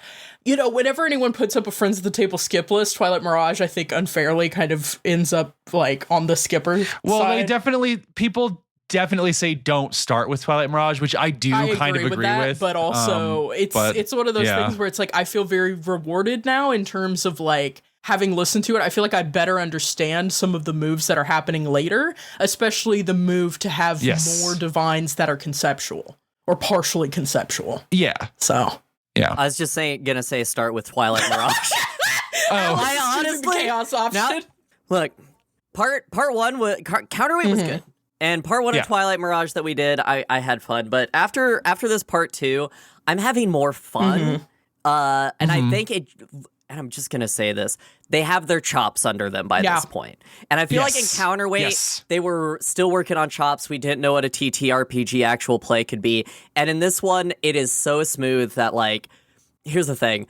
Listeners, we had to push this record back multiple times, and I waited to listen to the last 5 episodes because like an arc was happening, and I was like, I'm gonna listen to that right before we do the record because I was like, it's so easy to chew through at a certain point. Like I was just like, oh, this is easy to just have on. I'm loving this. Like, let's go. I had my what do you call it? What's that shitty show that everybody's been watching on Apple TV? Oh God, Severance. The Studio? Severance. It's like Severance. I have my post, like, there's a page in here that's just me, like, writing down all of the nouns and trying to figure out what's related to what. And I think at one point I just wrote, is the Mirage still here? Question mark. And then it came back and I was like, oh yeah, this is a major plot point. There is so much. Yeah, there is a density that totally makes but sense. in a way that I was like, I didn't want to... It got to a point where it wasn't a parallel play where I could do something that was brain intensive with, and I enjoy that, you know? Like, I couldn't do my job of numbers on computer while I was listening to this, because I was like, sure. What the fuck did Kit just do? What did Kephart just do? I need to know. Let me tell you, I've gotten a lot of blacksmithing done in Kingdom Come Deliverance 2 listening to Austin Walker talk to these people. It's very good. I put on something mindless with my hands, and I'm like, holy fucking shit, because my brain is completely engaged, and I'm just like making horseshoes or whatever, but I'm like in it. Like you said, it goes down really smooth. So that's what I'll say. I would say for people of our listeners' caliber can probably just jump in, but also I think it's good to watch the Return of the Jedi before you jump into Revenge of the Sith, you know? Like, you need that base work, so. So the next follow game challenge is Jack and Allie as Tender and 1415 as they do the Sui Juris thing. which is I don't know if this is clear until they actually get into the room. I knew it just because I already knew it. But Sweet Jewess, including Tender's ex, Open Metal, has kidnapped the Caden and is holding her hostage. There are some very funny moments between Tender and her ex this section, which is so funny. I'm obsessed. Allie is bringing it with the Yuri every time. It's like it's always toxic. It's always awkward. It's always fucked. Alice is God's strongest Yuri soldier. When you guys were like, oh, you're going to see this going forward. This is how all of Allie's Yuri relationships go. And I was like, surely it can't be as awkward as what's happening in Encounter. Holy shit. I was sitting here like, oh, you can't just keep shooting shots. Oh, they're going nowhere. Oh, it was so good. Fuck. So I think I picked up on this before, but I think I really want to shout it out, which is Jack as 1415 in Twilight Mirage has both been such a great grounding character, and also the what is it, the bokeh to the Tsukumo or whatever. straight man versus the comic, Oh, okay, wait, no, I did know that one. I love that 1415 started as a fucked up immortal assassin and has at this point been reborn into the body of a lawyer and simply become a lawyer. I could see this character becoming a CPA at this point because everyone else around them is insane. And so they have somehow become the most grounded, like you said, the most grounded normal character. Really, the accountant starring Brad Pitt energy. They're also the captain. When we get to Common Villainy, they're the owner of the ship. 1415 is so interesting. This is the second time this has happened, right? Because Audie was the pilot and sort of the captain of the ship in Counterweight. I feel like Jack just ends up in the pilot seat because Jack feels like the most responsible character, no matter what. Jack's the only top in the group. So. I think they know that by this point, and I think the next season they're going to lean in really hard. Happens. I'm so excited for Alice to meet Clementine Cash. The scene in this, so there's a scene in this specific follow game section that when I think of Twilight Mirage, I think of this scene, because they actually talk about it in later seasons too. The scene where Mother's Story, who is the Castle Rose big lady and also working with the New Earth Jail. Again, everything is so complicated. What you need to know is a Morning's Observation is there, 1415 is there, and a character they both hate walks into an elevator with them. And it's great. There's a whole thing where it's hey, remember how 1415 is supposed to be this crazy, subtle, expert assassin? They do this great staging where it's elevator doors close, you just hear 2 gunshots, elevator doors open on the new floor, they just walk out, and you just see Mother Story's body. It's so Tarantino. It just rules. Well, it's one of those hey, we have to remind you, these people are actually hyper competent, and that's why people are relying on them. Yes, and that's another thing Follow can do. Even though Allie's character is over there. Well, I owe that to my better half. Who is it, sir? Understated is that each character has a different investment into what's happening in the active universe. And I love that Allie's character and her protege have multiple conversations about what their religion means in the face of everything and what their personal effect on the active universe should be, and getting out there. Because I just enjoy it. I just enjoy their little back and forth of protege growing past senior in a way. It's very beautiful and gay. It is gay. Should we talk about? I mean, there's Tender just wastes the NEH dude that started this whole thing, which fucking whips also. And that's that challenge. It's so brutal. It's oh yeah, hyper competent. Okay. It's so funny because everyone bless Keith. Both follow games so far have just been success. And then we get Sylvie and Keith as Gig and Echo. And Keith just starts saying, no, I don't think we won. Here's what I'll say. Keith brings an energy that I think the group needs. Yeah. That's what I'll say. Absolutely. Absolutely. Keith is an engine in this show in a way that I think can be abrasive sometimes, but is also so necessary. Keith is an engine that both throws in friction, it will throw gears and like make people have to stop and deal with stuff and like will add complications. Keith is also an engine that goes when there is too much discussion happening, when there is not enough doing and there's too much considering.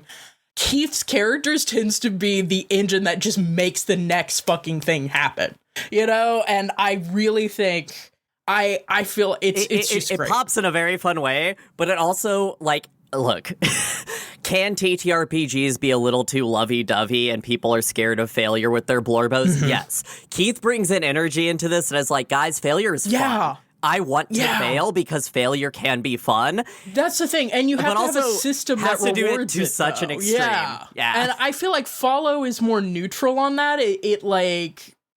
Follow is more interested in the story you tell together. So if you're interested in the complications of failure, then Follow will support that. But I think we're going to see with Scum and Villainy, any Powered by the Apocalypse game that rewards experience for failure, like incentivizes players. Like when you have a mixed result, that is so interesting. And I feel like one headspace that I think players that come out of like conventional D&D or even like video games have to get out of is that, like you said, like failure is failure. There's no reward. There's nothing interesting about it. If you fail to pick the lock, you are simply on the other side of a locked door.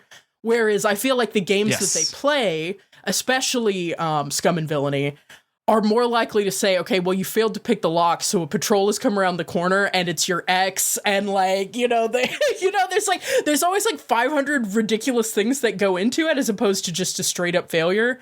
And like, I don't know, I feel like for me, Disco Elysium was the video game that taught me that failure can be more interesting than success. And like, I feel like when you have that experience in TTRPGs too, like, it is so cool when a game. Well, and Disco Elysium is a TTRPG. It is. Much, so but that like, makes sense. I love any system that is like, okay, fail. It's interesting when you fail.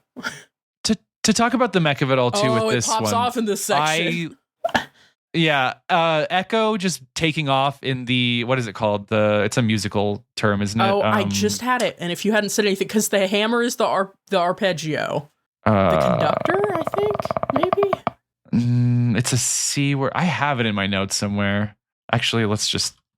I can look things up in the wiki because I don't. Like, I'm immune to spoilers. I'm like looking through my notes. The Overture. What's their name? Echo? Overture. So these big fucked up New Earth Gemini ships are attacking. And Echo goes in the Overture to just. I mean, we've called this something before. It was an Oscar moment. This is an Oscar moment where you just go hard against a million guys for like 20 minutes. Do we want to move out of the Miracle of the Mirage and into the Scum and Villainy sections? Can. So and this is generally how the show plays this. While like at the end of each follow session, Austin Walker's like, hey, by the way, you see from orbit that Acquire is making 8 of itself. Again. Hey, real quick, over there. Hey, look over there. Never let them know your next move. Just make 8 of yourself. Again, so we switched to Scum and Villainy here. Scum and Villainy is it's a Star Wars inspired hack of Blades in the Dark, which if you've never looked at, okay, so an interesting bit of like backstory on this for people who don't know. And I get this from Game Study Buddies. That is a podcast by the Range Touch Network. These are people who are friends of Austin's, but they are also media academics. And they once did an episode on a book that talked about The Forge, which was a TTRPG development forum for a number of years. And The Forge is worth talking about because out of The Forge is where we get kind of, I guess, what you would say the next generation of tabletop gaming. 2 different systems that would become integral to what happens going forward. Out of The Forge comes Apocalypse World, which gives us Powered by the Apocalypse games.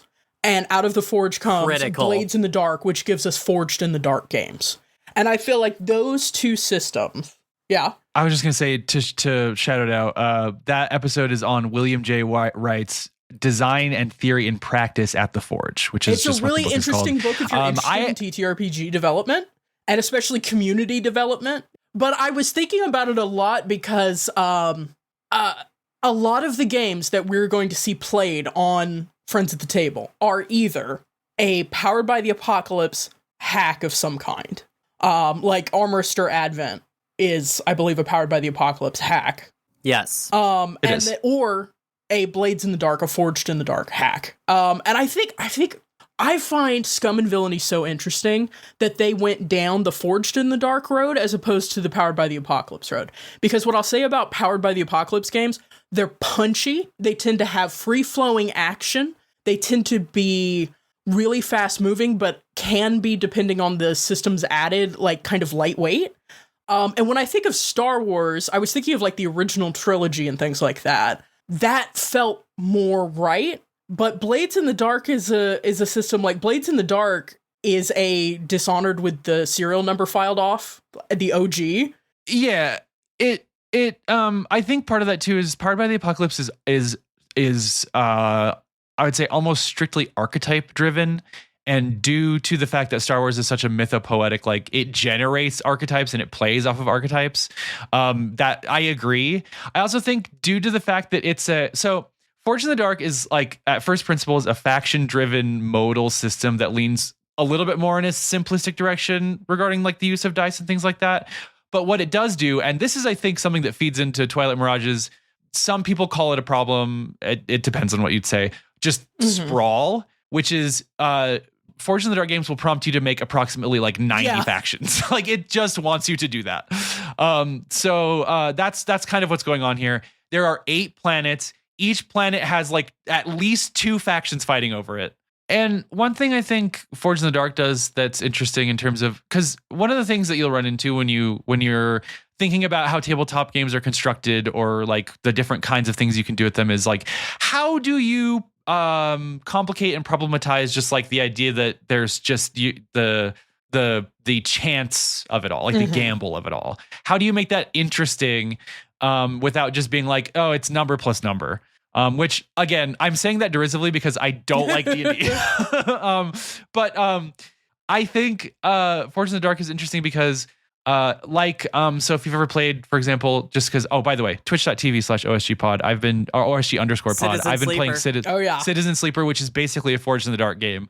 I don't think Scum and Villainy has very robust vehicle rules. They kind of just copy paste the ship rules for their mechs, which works. But again, we have not yet seen these guys cook with a system that is meant for mechs. And what I was going to say about Scum and Villainy that's interesting is that, like I said, like I think if you wanted to make a Star Wars game based off the original trilogy, you would go to Powered by the Apocalypse. Scum and Villainy does does Forged in the Dark, and I think it's so interesting because that is actually a system I could see you playing like Andor in or Rogue One. Like I think that has more of it has less of the mythopoetics you were talking about, Brian. It has them, but it also has the nitty gritty of your position and your struggles.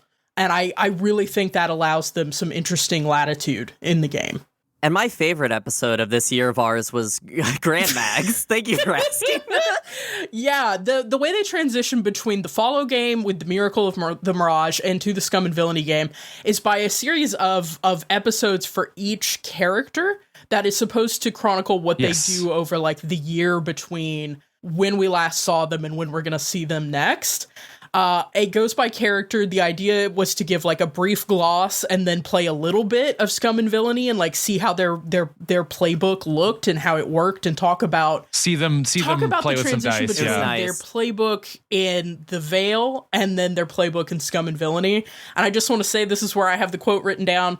This is going to be a short episode, 15 minutes in Austin Walker time. Me trying to break off this part of the recording for this episode, 15 minutes in Austin Walker time.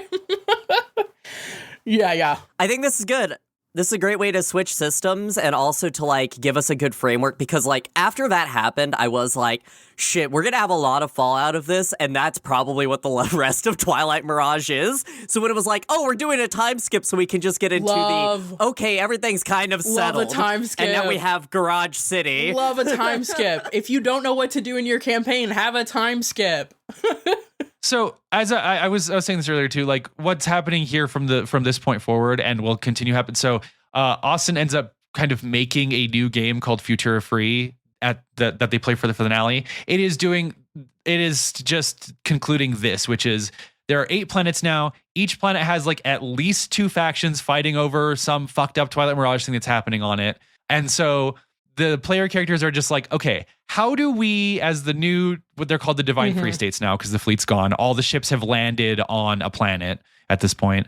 How do we settle ourselves between this like complicated pre-colonial situation and this like very fresh military conflict while also undergoing all this radical change in like our way of life and our beliefs and our religions? I think that is the thing that remains strong no matter what becomes like a distraction. You know, I think it echoes through all the plot lines, and I just really like it. Do we have? We don't have to go through every character here, do we? I just want to say Grand Mags was really Grand Mags nice, was really good. I really like all great. of the transitions. Like there are transitions that you don't expect. Me too. Yeah, I'm sure you do. No, there's transitions you don't expect, like Signet going from the Onanastic to the Stitch. She doesn't go to the Mystic. She goes to like the Doctor. And the way that then Janine plays that playbook is really interesting. And I loved all of the thinking and the justifications and the observations that went into what playbooks they moved to and why, and like where their character ended up. Because we can really talk high level, the only thing I want to say about this is at some point in the next couple of episodes, she's like, I'm going to use this ability where everybody recognizes that I'm part of basically the Red Cross of this world. And Austin Walker's like, we've never decided what that looks like. What does it look like? What does it look like, Vac? Underlighting. I'm just straight up golden undercarriage piss glow. 2 thoughts very quickly from me here based on quotes I wrote down. First of all, there is a depth of emotion even in these like short little episodes. There's a part where they're being recruited by like, I believe the former commander of the Beloved Dust, Cascara, is the one. She goes around doing the Nick Fury, I'm here to recruit you for a special team, you know, kind of thing. But there's a quote that happens at one point. I forget which character she's addressing, but I wrote down, you're scared, I'm scared. You cut diamonds with diamonds. And there's like, those kind of phrases are so beautiful and they're everywhere. And then my next note is, every fit check in this campaign is insane. What if a leather duster jacket was an ephemeral idea? I fucking hate you, is the exchange that happens. And then fucking, I think Keith says, just because it's physical doesn't mean it's not poetic. Which is just an insane thing to say, one, about a leather jacket, and of course it's attached to Grand Magnificent. Oh my god. I want to say one thing too, which is now I get to this before. Oh man, I don't know if this even ever happens again. Really, this is the season where I get to be Alice's counterpart and say that my favorite of this year of ours was Evans. And that is because he goes on a date, and this is the beginning of a thing that literally will God. My Yowie soldiers. We Yeah, are all feasting.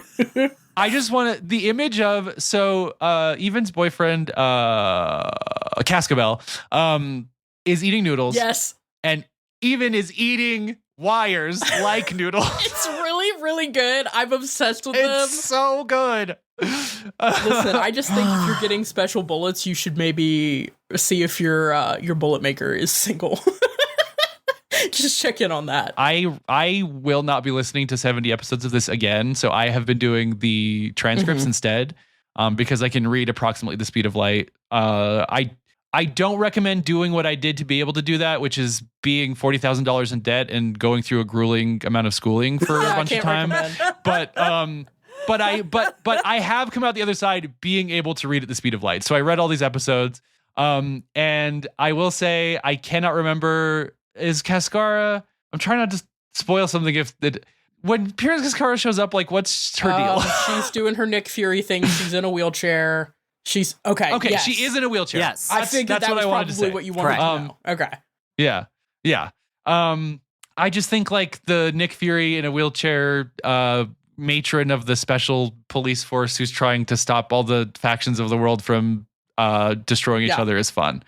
The notion goes around and fixes. I think we can probably just talk about any highlights from that, because like it's very fun. A very important quote that'll help ground the rest of what we talk about from Austin Walker. Let's talk about friends at the table stuff like robots and sadness and other stuff. That is a quote. I paused the episode to go back and get that quote. That is Friends at the Table, baby. So we'll probably talk about the business meeting of all time, but the only other thing is it Garage Town? Oh, it's Big Garage. Big Garage. Big Garage. Big Okay. Garage. Big Garage stands out for me as some of the world building that Austin Walker can deploy in a way that they eventually reveal that, oh, they're wearing the gas mask because the air everywhere else is fucked up, not the air in Big Garage. It's actually fucked up out here. Y'all are fucked. I like that whole arc really well, but the kind of concurrent to that is the New Earth hegemony. This was kind of alluded to in the first part. This is coming out to be probably my favorite plotline of the whole part of this is their entire like slow ships arriving timed, and we start to learn the plot that the North hegemony has for the Divine Free States, and it's really done in this cool way that's like, I think early on they were talking about how when they were doing the Twilight Mirage, they didn't want to touch on like the depressing topics like, not being able to feed people, overpopulation, climate change. We wanted to be in a world that didn't have to deal with, scarcity at that level because that's not fun. But it's dealing with a colonialism in a way that is like, in the way that everything in Twilight Mirage is taking it pulled apart at the threads to where like, Austin Walker does interstitials at the beginning that are from different POV characters in the story, and the New Earth hegemony leaders are one of those. And each time I'm like, I kind of get it. I kind of get what they're doing. Like, this makes sense to me, but also like everybody makes sense. Everybody's fighting their own fight except for Winter from the Crown, but we'll talk about her later. That's my only other one. Is Winter is my last one, Winter is such a Kobeni. I'm not surprised at all that you have attached to her. There's one specific. I'm just gonna get through this because time. When they have the fight with Winter later on at the end of this arc that we're going through, and they defeat Winter, and Winter is just like, fuck, my first time out here and I get fucking dunked on and arrested. And she's like realizing that these people aren't actually her enemies slowly, but she's like, I gotta go help my friends. And they're like, we can help you, we're mech designers. I love Winter getting totally owned. And that so good. This is the best part of Twilight Mirage is Winter gets totally owned, and then now she's just like, oh, okay, I guess we can all hang out now. And do like it's so good. I'm not confused. Am I Winter's the one who does the kick flips and Gig films the like appeal with the kick flips? Yes. Winter is the one who gets Heelys put onto their fucking neck by Grand Mag, and it's the most mech moment of all time, and I scream, yes. I get it, Brian. I fucking get it at the top of my lungs, because then he was like, and I'm getting, because there's a moment where Austin Walker gets into these characters so well. So Gig is like recording something, and then Austin Walker's like, and then Winter does a cool kickflip in the background, and I'm like, fuck yeah. It's so good. Let me go through my notes real quick here. The Metal Gear was worth it to heartily guffaw at the extended Metal Gear Solid bit in episode 41. So thank you for informing me so that I could TE through that whole bit. We need to talk about one of my favorite characters, award-winning bounty hunter Waltz Tango Cash. Oh my god. Oh, Waltz you want to talk about Cash. You want to talk about the year in the shell? Nobody in Ghost in the Shell is eating spaghetti with their hands. Okay, nobody Ghost in the Shell is eating spaghetti with their hands, and they should. I think it would fix them. But Waltz Tango Cash is a character who, at the same time, is incredibly funny because everyone like refers to them as like award-winning bounty hunter Waltz Tango Cash. Yes. And you find out that obviously they can dance, and two guesses what two dances are their favorite. Like, you find out their real name is Walter. Anyway, but there's a whole point where Waltz Tango Cash as a distraction like rips his arm off and it blows up and it's like a distraction, and the whole crew. Yes, people in Ghost in the Shell are doing and the whole that. Crew, That is what I was going to say. The whole crew starts talking about his body being a vessel he's piloting explicitly, and this comes up every time they talk about Waltz Tango Cash. I quoted Keith where he says, well, that wasn't his arm, that was just the arm he was using at the time. Which, again, if we're talking about bodies as vessels and vessels you pilot and stuff, we've been getting into that. I was delighted not only to have those themes like right here for us to look at alongside like episodes 43 and 44 introduce way more mechs, like in a big burst of mechs that we'll get to talk about. But we also get to talk about like literally the year in the shell stuff that we are doing. And it's with a character called Waltz Tango Cash. No notes. Because we won't be doing because we won't be doing Year in the Shell when we talk about it, I just want to shout out a Palisade character called Septet, who is a doctor who is 7 different doctors and pilots 7 different bodies for being different types of doctors. I love it. I love it. Absolutely obsessed with that kind of shit. Why do we have fucking Elon Musk Tesla diner future and not 7 doctors of all Tango Cash future? I'm willing to go with the Twilight Mirage diaspora for this, okay? Yes. Sign me up. I don't want on. I do not want on Elon Musk's rocket. I want on Austin Walker's rocket. Exactly. No, I agree completely. So another thing that happens here, I love this arc. This is just kind of my shit, which is the all of the New Earth Hegemony teenagers have split and have decided to live in an amusement park and emancipate themselves. Love this. It fucking rules. I love it so much. My favorite thing here, and this is something that I love it so much because it's something like Alice would do to me in our tabletop sessions, where Grand Mag just makes all the kids hate Gig. They just hate him. First of all, there are several moments where Grand Mag Gibson is imitating Gig and like just doing irreparable harm to his rep. Yep. And then also, always. there's a pure fortune roll that Austin makes to see whether a teen will like Gig Kephart and Gig Kephart's content, which has involved creating an instant ice rink and other fun things for pirates. We can't even get into it. We can't even get into it. And the roll is like a 1. And this kid like fucking hates Gig. And so of course, I'm sorry, welcome to it. The moment you stop being a teenager, some part of you will always yearn for the approval of a teenager, and you never know when that is going to jump out. You'll think you're immune. You'll think you're totally fine, and then you'll meet a teenager who hates your fucking YouTube channel, and you'll be like, I gotta get that kid to like my YouTube channel. We have got to find the 17-year-old that hates on the shoulders. If you are the 17-year-old who hates OSG, and for some reason you are listening, hey, reach out. Do you think it's... So we've got our 17-year-old listener who hates us, our Lithuanian listener that I've never heard from. Milo and Connor. I would love to receive hate mail from a 17-year-old. I'm begging. So the amusement park arc is like a good encapsulation of how like the weight of the decisions of what the characters are working towards is heavy, but it's not depressing. Like, this is not a depressing turn of events. There's a cool, like, they have a robot with them that's just like the coolest dude ever. Oh my god. By the way. I love Yam. Yeah, but there's just moments like that where it's just like this whole little arc happens and like there's probably going to be effects from it down the road, but it's like, oh, there was a problem, they solved it. They're problem solvers. It's nice. There's a quote later where I think it's Jack who says, we're the Notion. We come in, we fuck things up, and then we figure out how to fix that. It's like, yeah, that's exactly it. That is completely it. Oh my god. But yeah.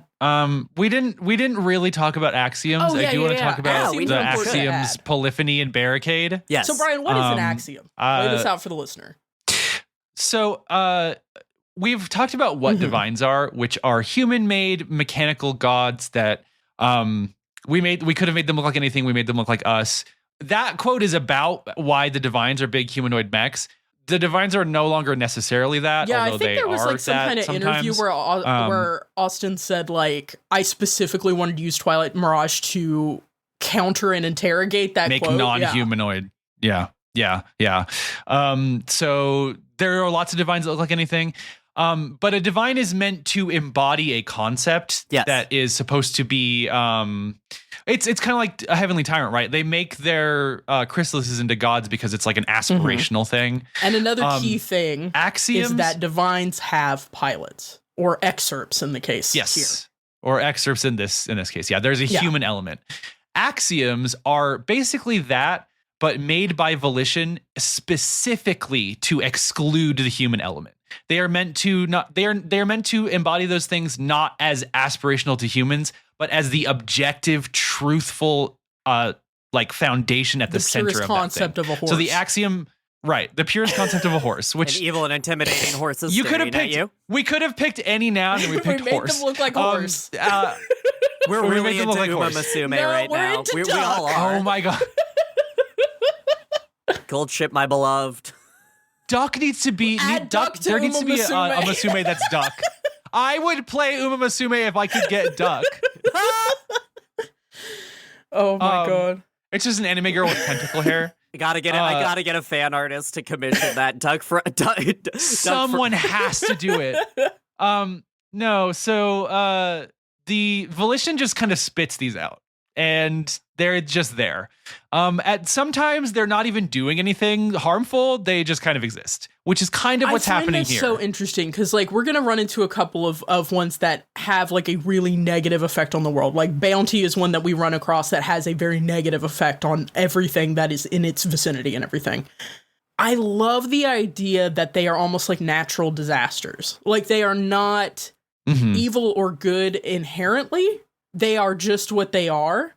And so like you can have a positive interaction with them. Like when we meet Polyphony, like that is an axiom that is like, it feels good. Like it just feels objectively good. But then there are others that are almost like, it gave me this specific feeling and I can't think of like what it reminded me of.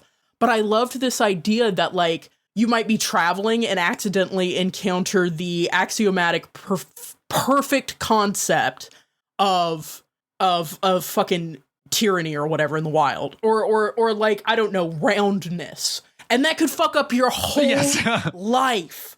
And you just encountered it, and it forever. It may not even notice you're there.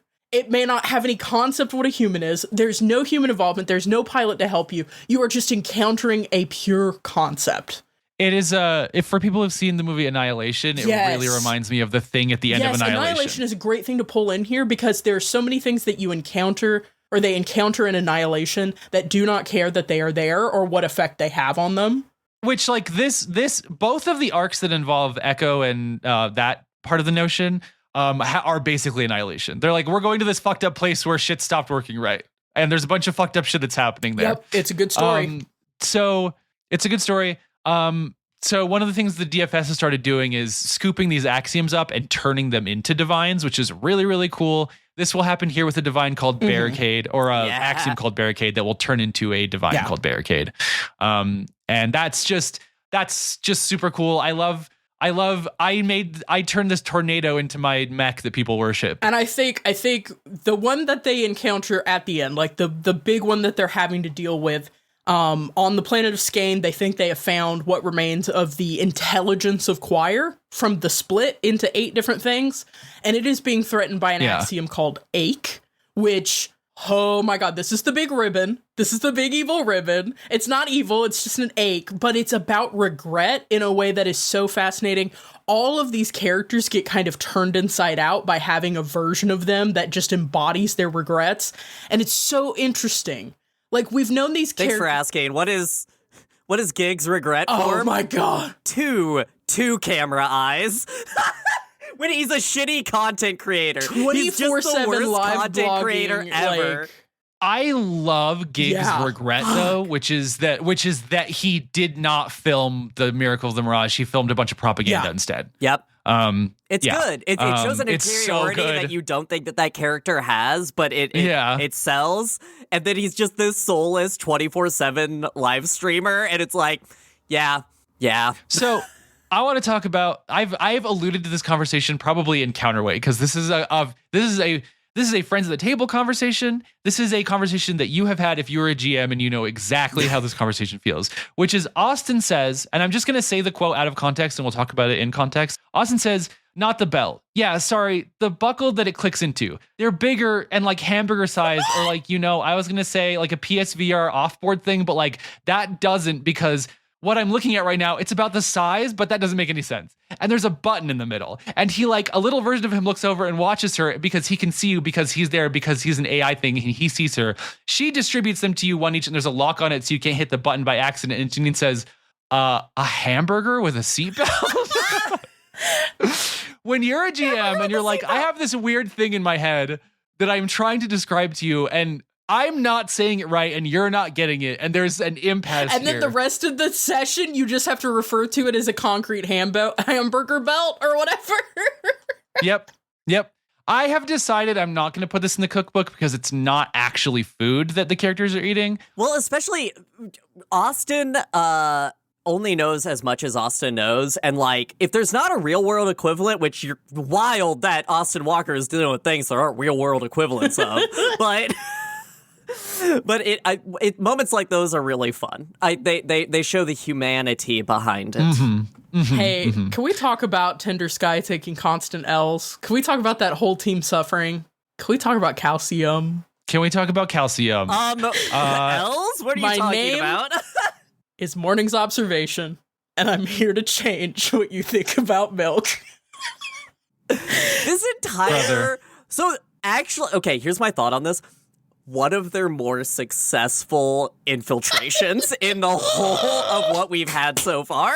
Which is crazy because it's so dog shit. They're so bad at it. They've gone to a corporate hell world. Skane is like fucking Vermeer from Mass Effect, but there's corporations everywhere. I was thinking Seoul, South Korea turned to 11. Well, Skane is Forest Moon of Endor, but if Coruscant was like a floating schmeckle on it. You know what I mean? Like they have these big all ecologies. So they infiltrate by being a milk startup. The note on the milk bricks, as I called them the entire time in my head, is that at the end you can just turn them back into milk if you want to. And I thought that was the most disgusting concept ever, because at one point they send like a secretary to go get other milks, and they're like, they were out of milk, so I got creamers too. And it's like, but so we get into this concept that I really like. So we've dealt with this before, which is the entire Mirage is like a nanomachine like thing that just is floating around the states and like is what keeps them safe from the rest of the galaxy, which is why the New Earth hegemony showing up is like, you shouldn't be in here. But it also like controls what's happening. And one of the things that the Mirage won't let happen is gun. Gun cannot happen. And this is just like thrown off early in the beginning. It's like, gun can't happen. It's like, yeah, I like that. That's a cool world building thing that it just won't let that happen. But we get into this major plot point of like, what if we could use the Mirage to make a gun again? It's wild. And it's in a way where it rewrites parts of reality inside of people that will do, like, if you just had a chunk of your heart go missing, that would kill you. Declan's corrective and his make the Twilight Mirage gun again hat. Yeah.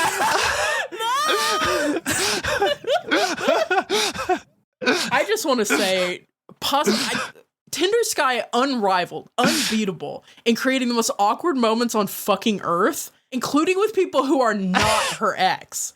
The whole thing where she creates a beach to try to talk to someone and then just discloses a shitload of information that she shouldn't have. She keeps giving out the bag. I have the quote written down from Jack, which is, just because you are on a beach with someone does not mean that's a cue for emotional honesty.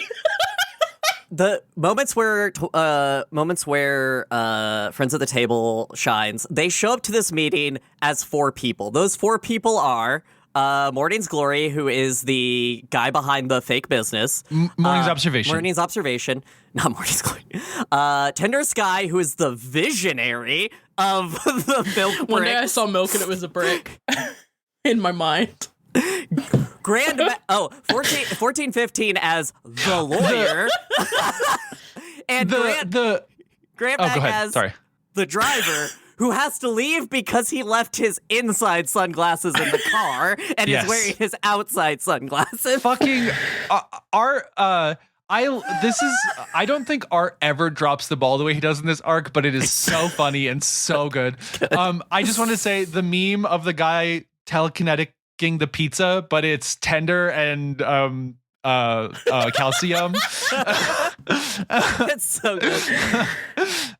Anyway, no, this is ask anyone, like this is the Twilight Mirage like thing that happens is calcium. It's It's perfect. Oh my god. The only to touch back on Nico's point on Signet, we did get my favorite moment of a character, and I'm going to call it now, which is Signet reinvents Clow cards from Cardcaptor Sakura. Yep. Hell yes. Yep. It is because they build up to it, her and Austin like describing what this looks like, and she just finally says, it's just Clow cards. And I was like, hell yeah, it's just Clow cards. Of course it is. Janine Signet. has a very specific... It's just cloud cards, but they have like moving bits. Janine It has rules. such a The very Twilight specific Mirage. Let's well go. that she pulls from, and every time I'm like, yeah, I see you. It's really good. Also, I didn't mention it, but again, first priority when mentioning how Signet's angler mech was customized, thick thighs. I'm like, hello, Janine.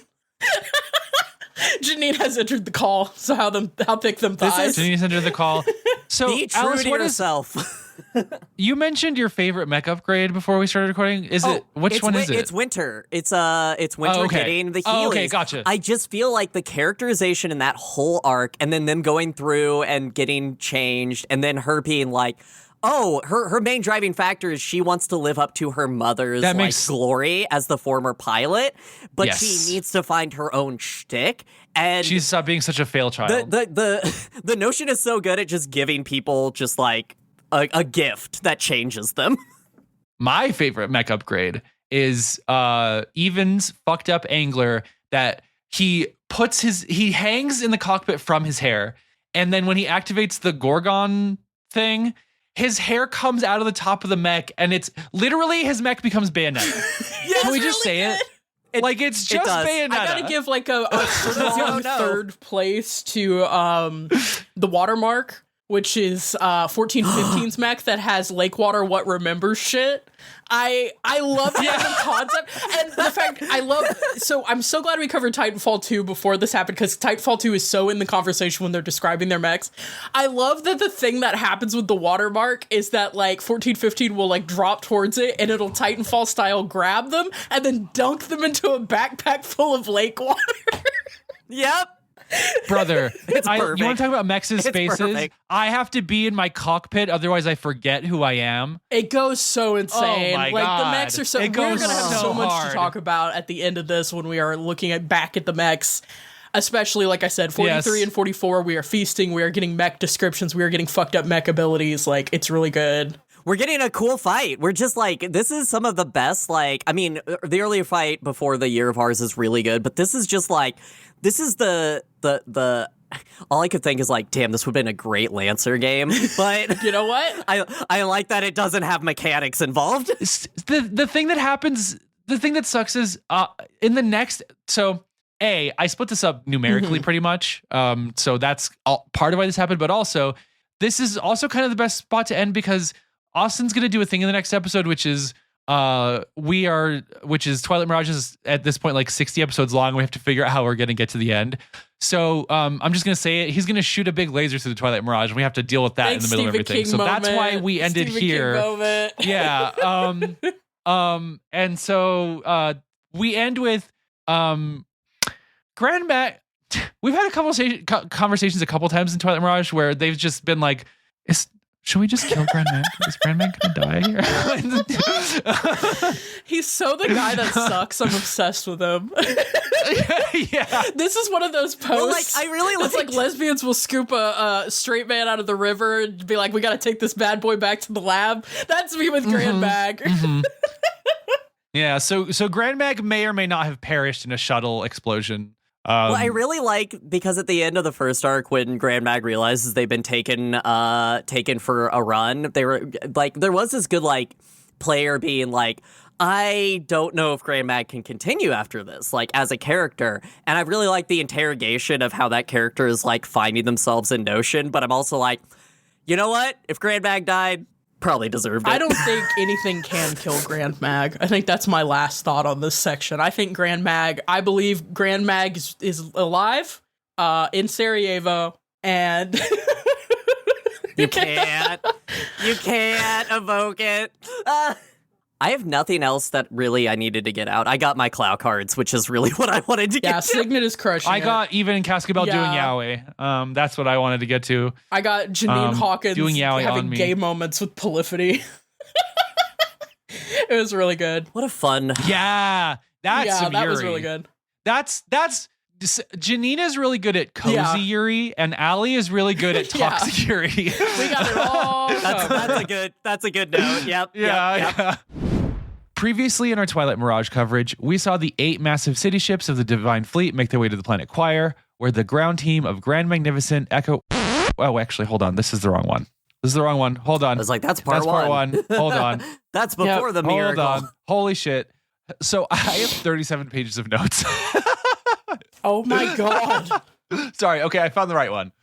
The player characters in the last stretch of episodes we discussed in the wake of an event called the Miracle of the Mirage that split the planet Choir into a bunch of new planets inside the Mirage have come together to form the Notion, a group of enigmatic peacekeepers and arbiters that are attempting to stop the petty grievances of the Mirage's many factions from cannibalizing each other into an ongoing crisis.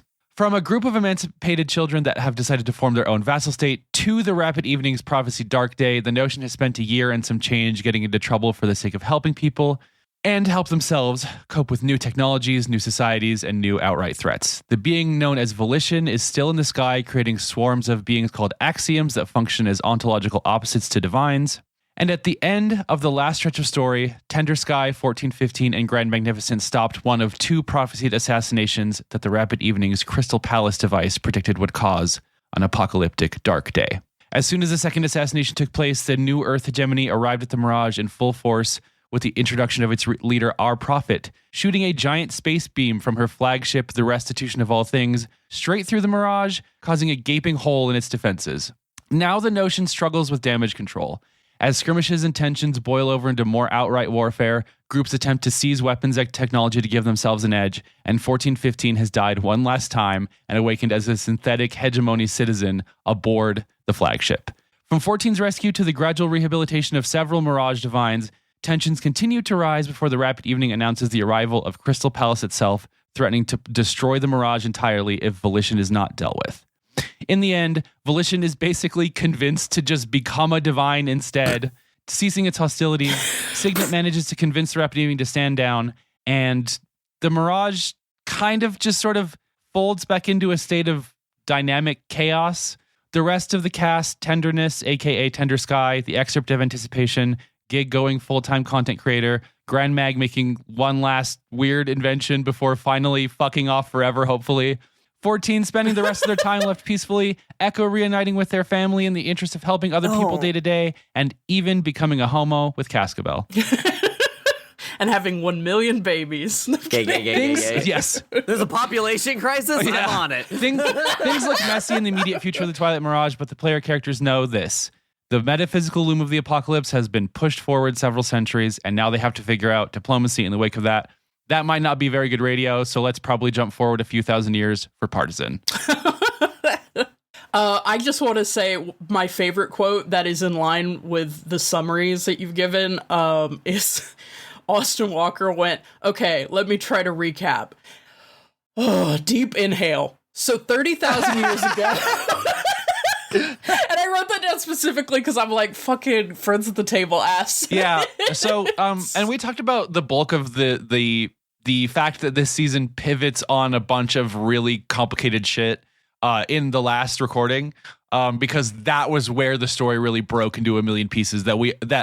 It quickly becomes clear they're not going to be able to address all the things they want to address in the amount of time they have. Yeah. It becomes clear where they want to tell the story of this, and that there are going to be a lot of threads left open, which, hey, coming in part 3, still want to say it, Austin Walker, you got too many nouns. We need to slow down. My notes were too much. I don't know what's happening.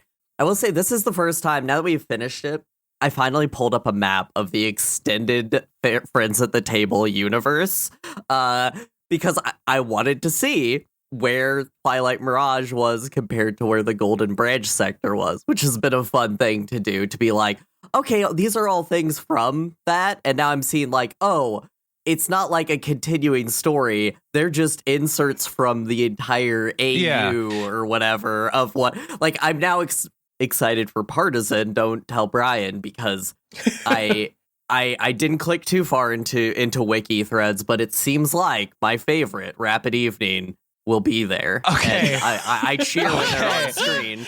Shit, no one likes Enjoyer. Alice is logged on in defense of the Rapid Evening. Alice is logged on in defense of the Rapid Evening. I'm here to defend the 3 things people hate: Grand Magnificent, the New Earth Hegemony, and Rapid Evening. and Rapid Evening. I will say, I love that sentence. I can't wait to get into the form the Rapid Evening takes in Partisan. Oh my god. Oh my god, I just remembered. Yeah. Oh my god. To talk about it, like, the Twilight Mirage itself comes back in the Twilight Mirage itself as a story concept, as a plot beat, and as a location in the universe will be the thing in the Divine Cycle that comes back in the biggest way, because Palisade straight up takes place basically in the Twilight Mirage. But other than that, they are so loosely connected that, like, when people say you can skip Twilight Mirage, they mean you won't be completely lost in Partisan. What is left out of that conversation is that there is a connective tissue, and there's a thematic connective tissue that's really important. Yeah, and I think something we're going to talk about when it comes to like mech design and stuff was like a big principle of this season was mechs that don't look like humans, and like what does it mean for mechs to have a relationship to humans? The last divine that we see made in this is so inhuman that like there's a phrase used at the end where it's like some newer divines are more like poems and things that people dwell on, but they don't necessarily have sentience in the way that previous divines have had. They don't need excerpts or candidates in the same way. Like they can just represent a concept or something. And I think that borrows from the idea of axioms, which are an innovation on divines. Like this season, I feel like it's good to listen to the parts of the Divine Cycle in order because you get to see the evolution of the entire group's thinking about mechs and about their own story, but also about the idea of what it means to have made a machine that is bigger than you and making it that way for that purpose of representing something greater than you, you know? And I just, to jump right into it, I loved Show and Signet and Tinder's religious field trip, not the least of which because they made a divine in this part of it, in this 2-part episode, named Pleroma, which is specifically a divine that is memorializing other divines and is working on a hypothesis, which is that it's called the crisis of the divines. And it's this theory that on a long enough timeline, divines will be enslaved again. There is no enduring divine mortal connection that is equitable. Eventually, the divines will be made subject to humanity again.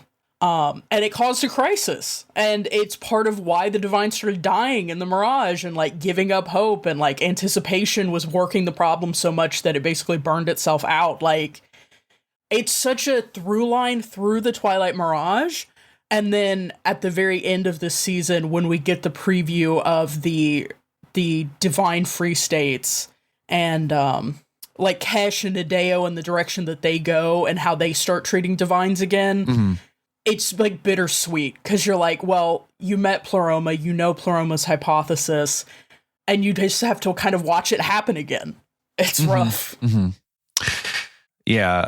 Do we want to? Yeah, go ahead. Do we want to start with the second miracle? I want to, or Dark Day. I mean, it's either. It's Either kind, is they great. kind of. In my mind, like even though the episodes come out after each other, like those two events happen simultaneously to me. Do you know what I mean? So yeah, second miracle. I mean, I feel like this is the Alice pervert hour because like they be making jetpacks, they be doing jungle combat or whatever. It was. Yeah, it's just fun. Yeah. That's it. I just wrote down, I'm just having a great time in the Catachin jungles right now, which is a Warhammer 40k reference for the perverts out there. But yeah, I like this one.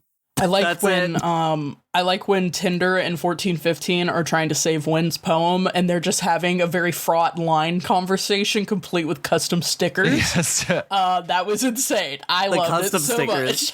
I love what Tinder Sky reminds us that anime is real. Anime is real. I also need to assert that they should have invited Wynn's poem to the Feast of Patina. They should have invited Wynn's poem. Again, I think the funniest concept in the world is to have someone avert your assassination and then invite you to Thanksgiving. You really can't say no. Like I know. But you don't know anyone. You're just gonna be standing there.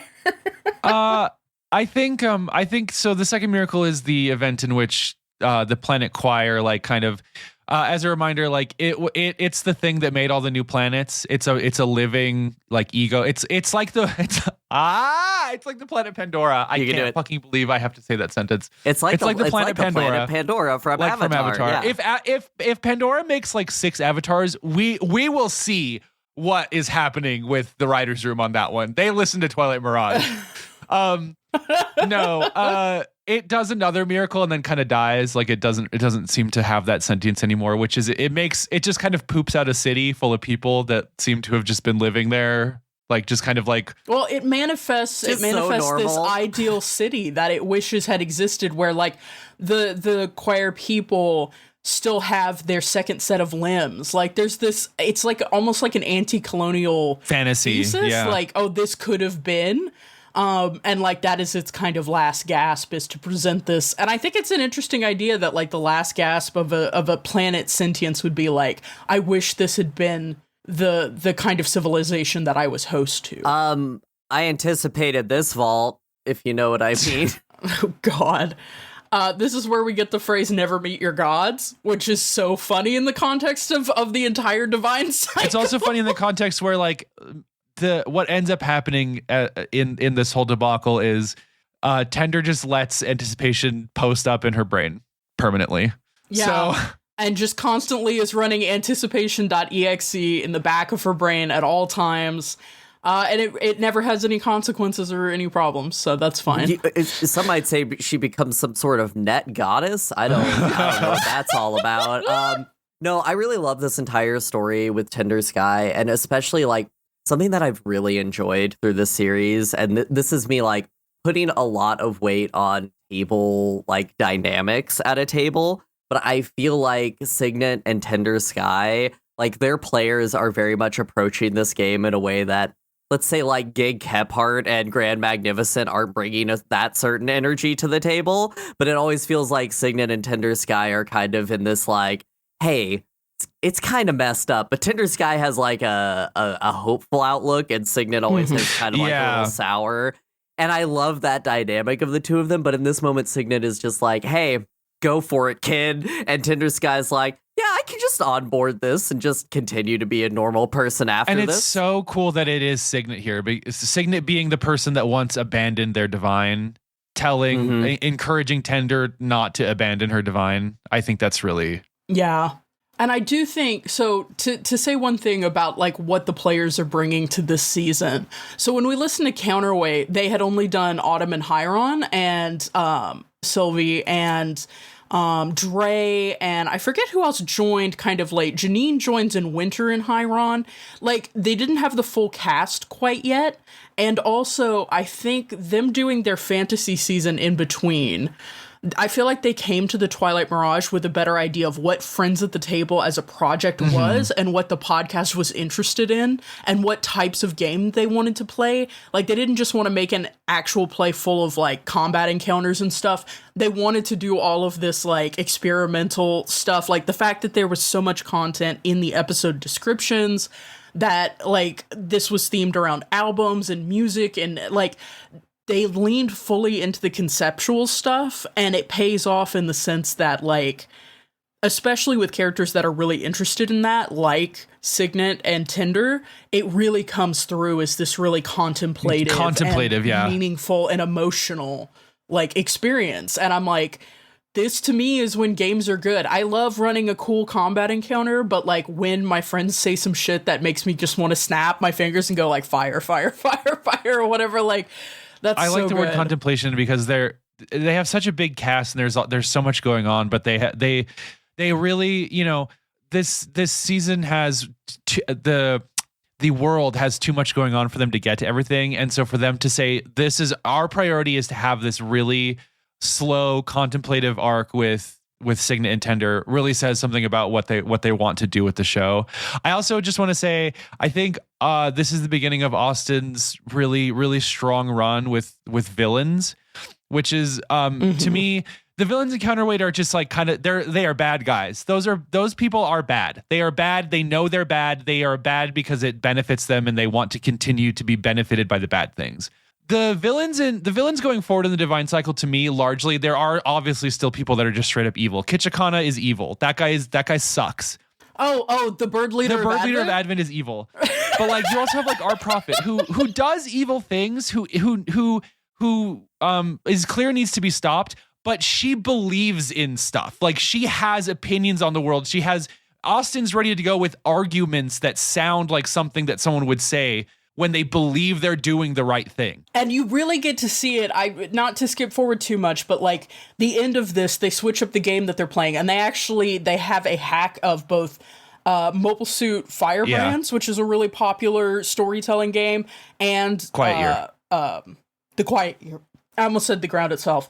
The Quiet Year, that allows them to do a lot of scenes that play in the same space and specifically like ask people to present their positions in like a formal debate format or as a slogan or whatever. And Austin always crushes it. Like, it's always really hard for the players to kind of side with their own team, so to speak, because Austin does present compelling villains who make compelling points. Anyway, these 2 episodes ends with my favorite scene, which is something that I think highlights a good thing that they do at this table. Because I do want to say that I like things that they do at this table to you people. But there's the scene where Tender Sky is just kicking the ball around with one of the named NPCs that we've just come to know and love. And I'm just sitting here and like everybody's just standing around looking, and they're like, yeah, we can't really do anything about what just happened because that's basically just a standing god over there playing ball with her friend. And it's just one of those moments of like, people in these games that they make, and especially the NPCs, except for, let's say, Morning's Observation, generally have a brain to them. They're generally smart enough to not make stupid decisions, but they also they're reacting with what's happening in a way that I really enjoy. Yeah. Speaking of people who make stupid decisions, the Siege of the Lineage Brighton. What are our friends doing over here? Well, they're trailing a sea the size of Connecticut. They're trailing a sea the size of Connecticut. This is hands down my favorite for mecha action and like dynamic actual play stuff. This is my favorite arc of the whole season. When I think of the Mechs in Twilight Mirage, I think of this shit. I think of that Cy Sweetman image I posted of Ballad's mech shadowing Echo's mech in the beam. That is one of the coolest drawings I have literally ever seen in my life. I think about it all the time. and we've all said it. Family dinner is mech combat, right? Like we Okay, this family dinner though is some of the best role play. I'm obsessed with it. It's so good, especially the way that because we have a fundamental conflict between Echo, which is Sylvie's character, and the NPC Ballad, which is Echo's older brother, played by Austin, at this family dinner, where Austin, of course, is playing the other NPCs in the family, including the sister, who's trying to do a third thing, and but the conflict that is captured of we are literally on different sides of an armed conflict, but our parents really want to see all of us. So we're just standing here we're not going to talk politics at the table. I'm just, oh, you should put down your phone. Oh, I think you should put down your phone. We're both texting our friends to come meet us up and beat the others up. Hey, I have that terrorist we've been looking for. The fraught political family dinner to outright space combat pipeline is a really big problem in society that we don't talk about. This is a fun little combat. I love, honestly, guys, I struggle with this. I struggle with a lot of friends at the table being called mechs because of how little mechs I feel show up on screen. And yet you played Metal Gear Solid. Curious. Interesting. I'm just giving you shit, but yeah. You're not wrong. I do like that simultaneous to the family dinner, fucking Keith J. Carberry is making some of the worst decisions. I think it's so good. I just want to say too, Alice, next season you're gonna say, "Stop! Wait, it's too much. There's too much mechs," and I'm gonna laugh at you. Anyway, I think Gig's character arc is so fascinating because it's one of those things that's systems driven that I really like, which is at some point Gig got a status, which is what they the system has a thing called trauma, which they refer to as status, just to kind of be a little bit softer on the ears, I think. But Gig has one called reckless. And at some point, Keith is like, I'm so satisfied with this. I feel like I successfully used this to make it more complicated. And I was like, yes, that's exactly what you should be doing. Like, that's perfect. It really rules. But it's also, I think it could be, there are a couple points. I have appreciation for the show as an actual play because they leave in a lot of the kind of bartering and like tough interpersonal negotiations that have to happen in character and out of character at the table when a character is making big swings. And like Keith takes the reckless status as a chance to make like really off the cuff, almost deranged decisions. Like, and there's being true to the character, and then there's being kind of flippant about consequences. And you can really feel Austin DMing the consequences for Keith, figuring out how to make hard calls as a GM about when to drop the hammer on serious consequences. Like, Austin clearly wants the characters to have fun and to make a good podcast, but also is like, hey, I've shown you the barrel of the gun like 5 times and you keep like moving it to point at your own forehead going, ha, you won't shoot me. Ha, you won't shoot me. At some point they pull the trigger, right? And like, this whole series of episodes with the Lineage Brighton is a lot of like, okay, let's see the consequences. I love the use of Mobile Suit Firebrands in this segment with the fight between the brothers. Like, honestly, Mechs of all time. But I love the dialogue of that game is very fun. Like, oh, I leave myself open. Do you take it? And in this, it's very like, you could tell Austin is just like steepling his fingers Gendo Ikari style and staring forward, like, and makes him go for it. Makes him go for the kill. Like, is like, hey, this guy's actually not giving up. You can't walk this. Yeah, I think Dre made some incredible decisions here too by having even just fully lean into the violence, right, and then lie about it. And then lie about it, and then have everyone deal with the consequences right down to like Gig trying to keep the energy up on the ship and knowing that Echo sleeps in the mech bay, like getting up to mop up the blood and deal with the bodies, because this is the first time, like in the Mirage, guns explode, and then when they stop exploding and start being reliable again, that introduces a whole bunch of consequences that we're mostly seeing in this last kind of portion of episodes. And so even as it's the one who just like starts pulling the trigger and just dropping bodies, ultraviolence. Well, and at this point too, guns largely still don't work. Evan's gun is the only gun that works because his boyfriend made it for him. Gay love overwrites the metaphysics of the Twilight Mirage. Yeah, when he whips out a full auto submachine gun and like everyone is just like, you have to reload, and he's like, I know, and it's like, oh, that's yeah, because there's one character, I forget the name of the character. There's one character who literally wears a bandolier like that is Kentucky's Corona, like a pirate. Yeah, like Blackbeard or whatever, has a bandolier of guns because when you fire in the Mirage, you get like one shot and then the gun becomes non-functional. So to shoot and then throw away like a flintlock pistol, and then even has full auto. Like, but you know what? Our hero, Grand Magnificent, is on a mission. Hey, listen, I'm Chip Granderson from Magnificent Investigation. Brother, what is that? This last run of episodes cemented. I am with Alice. I am a Grand Magnificent Defender. He's just a little guy. He's my rotten soldier. Dude, I love him so much. I've now experienced these particular pieces of dialogue twice. The first time when I was actively listening to it, I genuinely could not tell how hard Art was playing the character, or if he really believed that he wasn't doing something wrong. That's actually, I made a note, and my note says like the 14-15 grand standoff is both interesting and tiring, right? In an edited actual play podcast, we wouldn't hear all of the deliberation. We'd just see the final outcome, maybe with music to make it extra cool. But with Friends at the Table, you hear how the sausage gets made. For better and worse. But if you're interested in storytelling through TTRPG, this shows you how negotiating through a situation unfolds and becomes part of collaborative drama. But it can be, it's a tough thing where it's like, is this in character or out of character friction? Well, my opinion, I see a lot of art in me, and I legitimately believe that art in a lot of these moments does believe he is not wrong in his decision making. And it's not him making a grand decision, it's him saying, no, I this is the right decision. And I like that because Jack Takeda is also kind of very sure in the characterization of 1415, very much had an idea and a concept going in. And I love, of the ship, these two and Signet, I would say, have the strongest actual opinions on what the world should be. And unfortunately, so. Grand's entire take on everything is we are all taking this too seriously.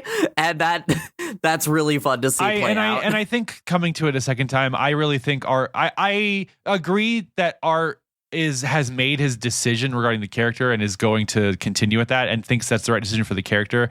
I do think that most of what sounds like him defending Grand Mag's decision is him just doing a bit. But this, and it's hard to tell. It's hard to tell sometimes. But I do want. It's an all-timer. Yeah, I just love his delivery of "You've never had a side hustle before." It's so good. And then Jack saying it's a bird versus a necklace and the necklace is losing. And also I made a note that made me laugh looking at it in retrospect, because there's a point where Grand is trying to extract 1415 from what will be a death blow delivered by Kitchikana, the bird leader of Advent. You gotta stop saying the bird leader of Advent. I knew that was gonna be my bit. I'm evil. And I made the note, Art just offered Austin a devil's bargain. Because there's a mechanic in the system called a devil's bargain where if you want an extra die, you tell the GM, give me a devil's bargain. And they say, okay, you can get an extra die, but if this goes wrong, this cataclysmic thing happens. Art kind of offered Austin a devil's bargain because he was like, yeah, I'll give this evil character the plans for independence. And you can hear Austin go, what? Like, kind of like go, what the fuck are you talking about? It's the first time I've ever seen a player like hand the DM something that they have to make a choice about that is like so tempting, but they're also would like, change is this so good? much of the world going It's forward. so I crazy. love this moment too, because at one point Art says, oh, what the fuck did I just do? And you think for a moment, what the fuck did I just do? I just handed the genocide divine to the evil guy. But no, he was talking about how he accidentally closed roll 20. That's real. That's real.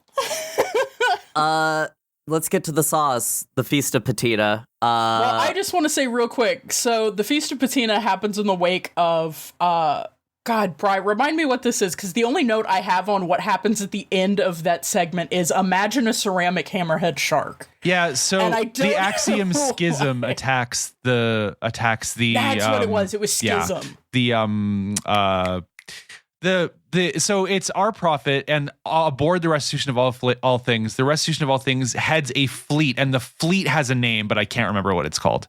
But Schism attacks the fleet. And the thing about Schism that is so cool about it as an axiom is what encounters it is made into like a porcelain or ceramic version of itself, and then shattered into pieces, but still has movement. So like, there are ships that are shaped like a hammerhead shark or whatever, and they encounter Schism, and it just breaks them into pieces, but keeps them animate as like weapons of Schism. It's so cool. The images in the show are so cool. Anyway, I'm good to move on from that to the Feast of Patina, but I wanted to give a little moment for Schism. Yeah, Schism is good. Okay, here's my question right off the bat. What are you guys bringing to our Feast of Patina? I have invited Brian, who has invited Alice to the Feast of Patina. What are you bringing to the Feast of Patina? Okay, it's got to be something fucked up because we're in the Twilight Mirage universe. Oh yeah, I know. It's one of those long rowing boats, like the Harvard rowing boats, the super long ones. Yeah. And it is packed with numerically marked cheddar cheese slices. From 1 to like, I think it's like 40, like it's some integer number at the end of it. And then depending on which one you take out, you put it into a device and it becomes a different kind of cheese.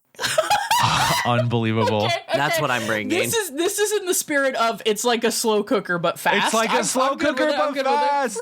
Serge is my fucking hero. And I love when I think it's Allie who says, "Oh, like an Instapot," and Keith is just like, "No, it's different." He's so cooking the fast. All right, Brian, what are you bringing to the Feast of Patina? Choco Taco Bar.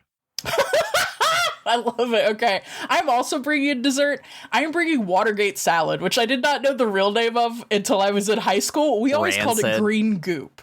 Green goop. Ingredients: Cool Whip, mini marshmallows, pistachio pudding mix, and canned pineapple. It's supposed to have walnuts and be topped with maraschino cherries, but we never did that way in my family. This is a real dish that my family used to make regularly for Thanksgiving, and I kind of stopped doing it a few years ago because I was like, we always make too much of this, and I don't love it the way I love other dishes, but it's just sort of in my brain, and I think it's the right amount of, unless you already know about it, that you could no-sell it to the first crowd at your Feast of Patina. And people don't even know where this came from. It has debated origins from the 60s or 70s. So we're having it's our not feast from of, the Watergate Hotel.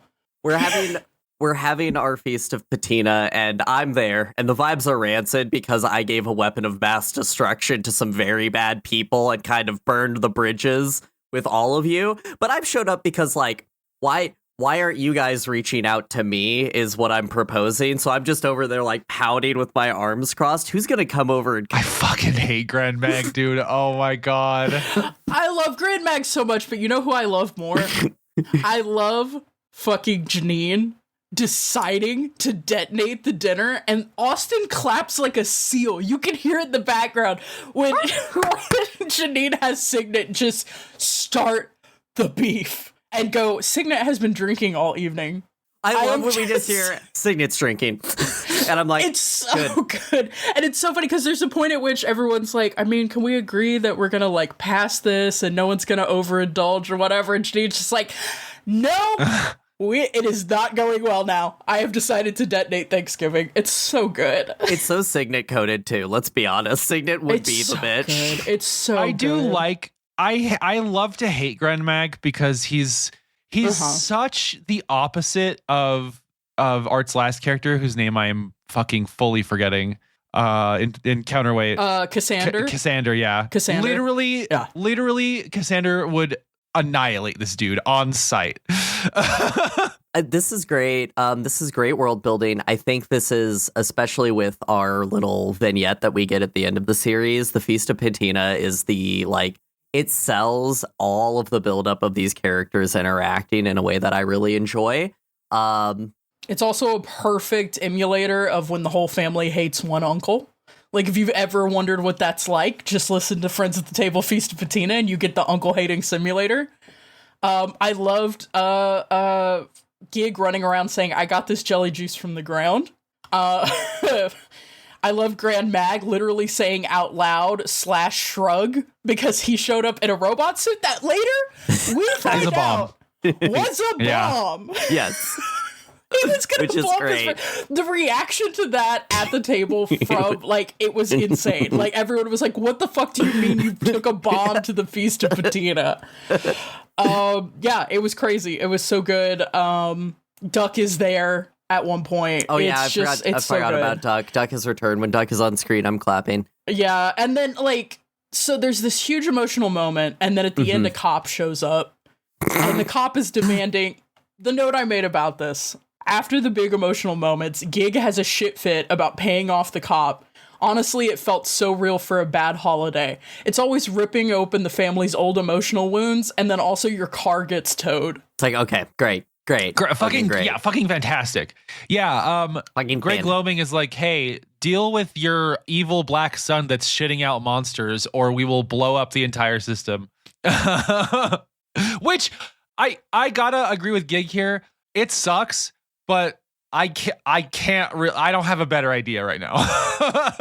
Yeah. He's not wrong. We get an episode in the other season, Counterweight, where we get some great stories from our friend Austin Walker, and we finally figure out we finally figure out what the Crystal Palace is, and I'm in love. I love that it's just good computer with people, 1,000 analysts an hour.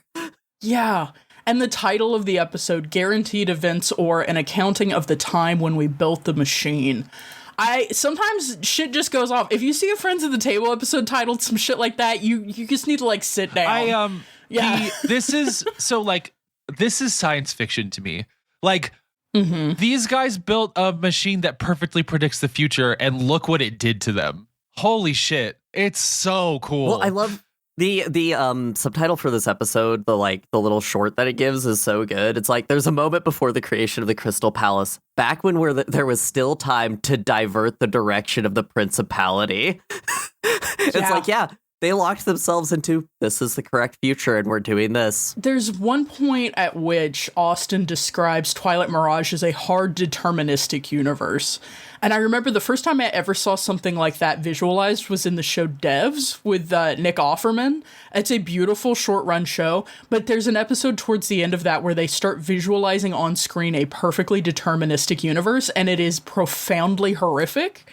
And so I immediately went, oh God, they really did some fucked up shit to themselves by inventing Crystal Palace and basically turning their lives deterministic. It's so fucked. But yeah, then we head into Futura Free, which is the hack. And there's one of my favorite quotes, which is, what color is contempt? Friends at the table ass combo. Friends at the table ass combo. I just want to plant one more flag for the future here, which is that it's important to remember that the faction that created Crystal Palace is called Kesh. That is a word that will come up later, and I think it is so important that they are the ones who made Crystal Palace, which is a device that is obsessed with the future. I'll just say that. So yeah, all your friends are here, and they're all fighting.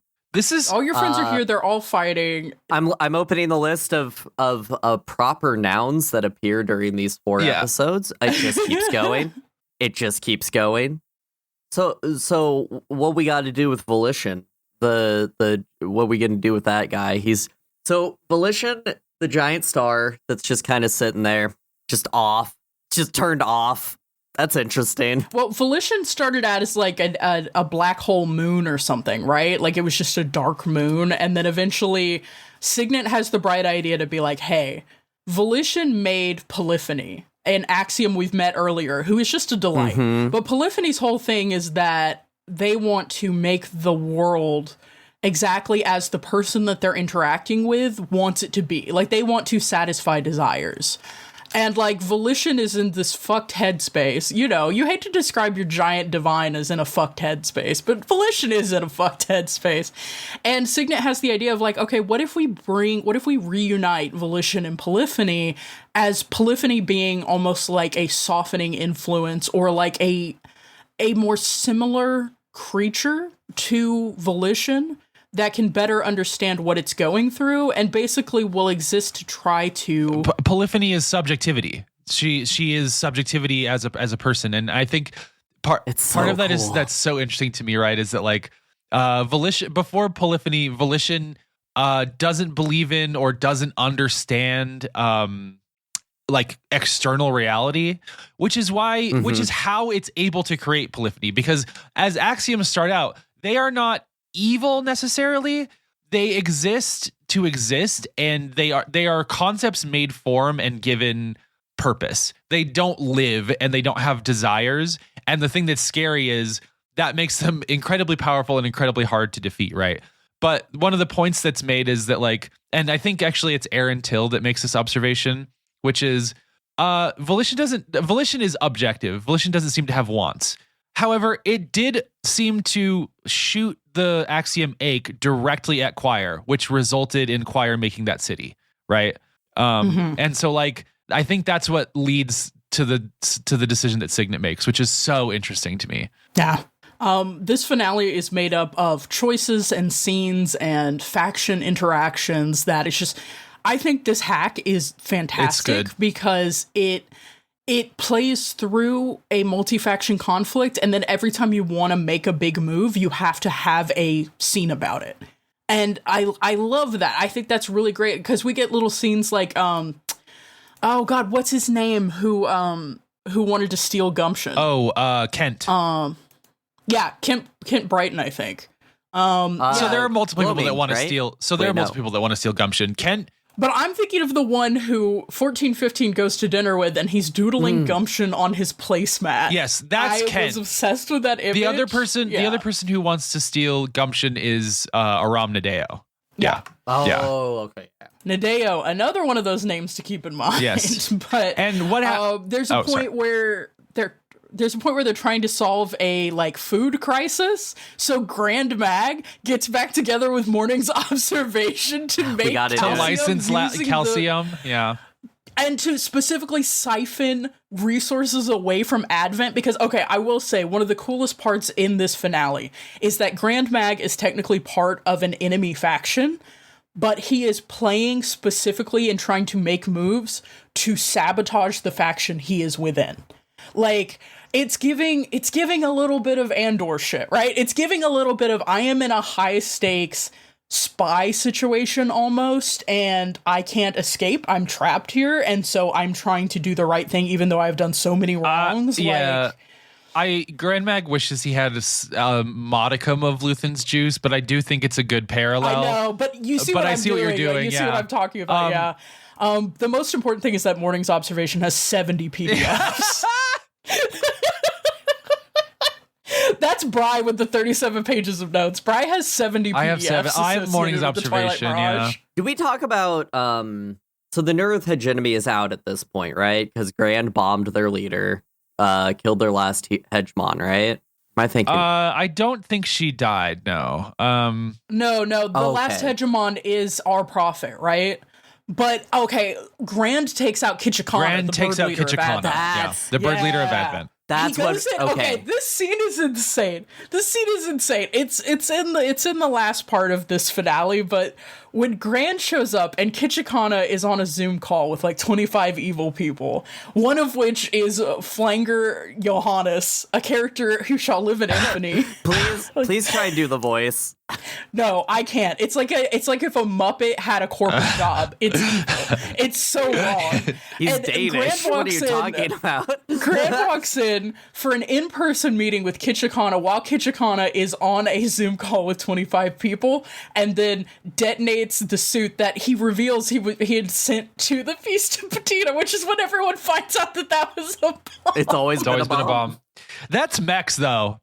That's what are those Mechs, things baby. from Arise? Mobile landmines? Is that what they call those hot Mobile girls? landmines. Yeah. It's so good. It's so fucked. Anyway, that comes a little late, but there's some all-timer things in here. There's a point at which Grand Mag asks, I think 1415, there's a question and Grand Mag's like, what? Can a hammer be evil? And everybody else, yes! Of course a hammer can be evil, friends at the table. I love Grand Mag's last big thing, which is he invents a machine that blinds Crystal Palace forever. Because it just constantly, basically, how do you ruin something that can predict everything through calculations? You give it too much to calculate. He basically DNS'd that bitch. He makes a divide that doesn't need... He makes the first divide that doesn't need a pilot because he doesn't want to have to constantly manage this thing counteracting Crystal Palace, which is the most Grand Mag thing in the world. That seems like a big commitment. So there's two things I do want to touch on and backtrack a little bit. First, the Ballad and Echo Reverie duel.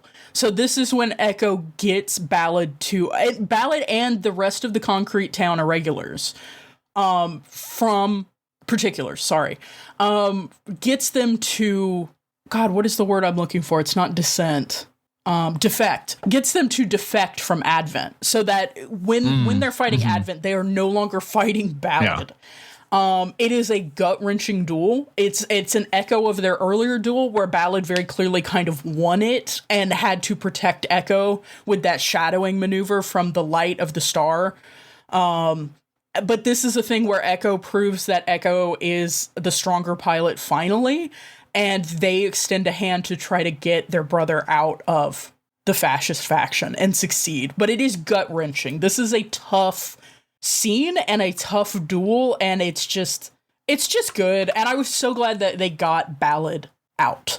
They drew a portrait of a family that was so compelling. I was like, I don't want a member of this family to be left behind. I'm so excited to potentially cover Firebrands, because I think that really gave this so much so much It's mustard. such a great system. The other thing I wanted to touch on real quick is when Crystal Palace enters the system.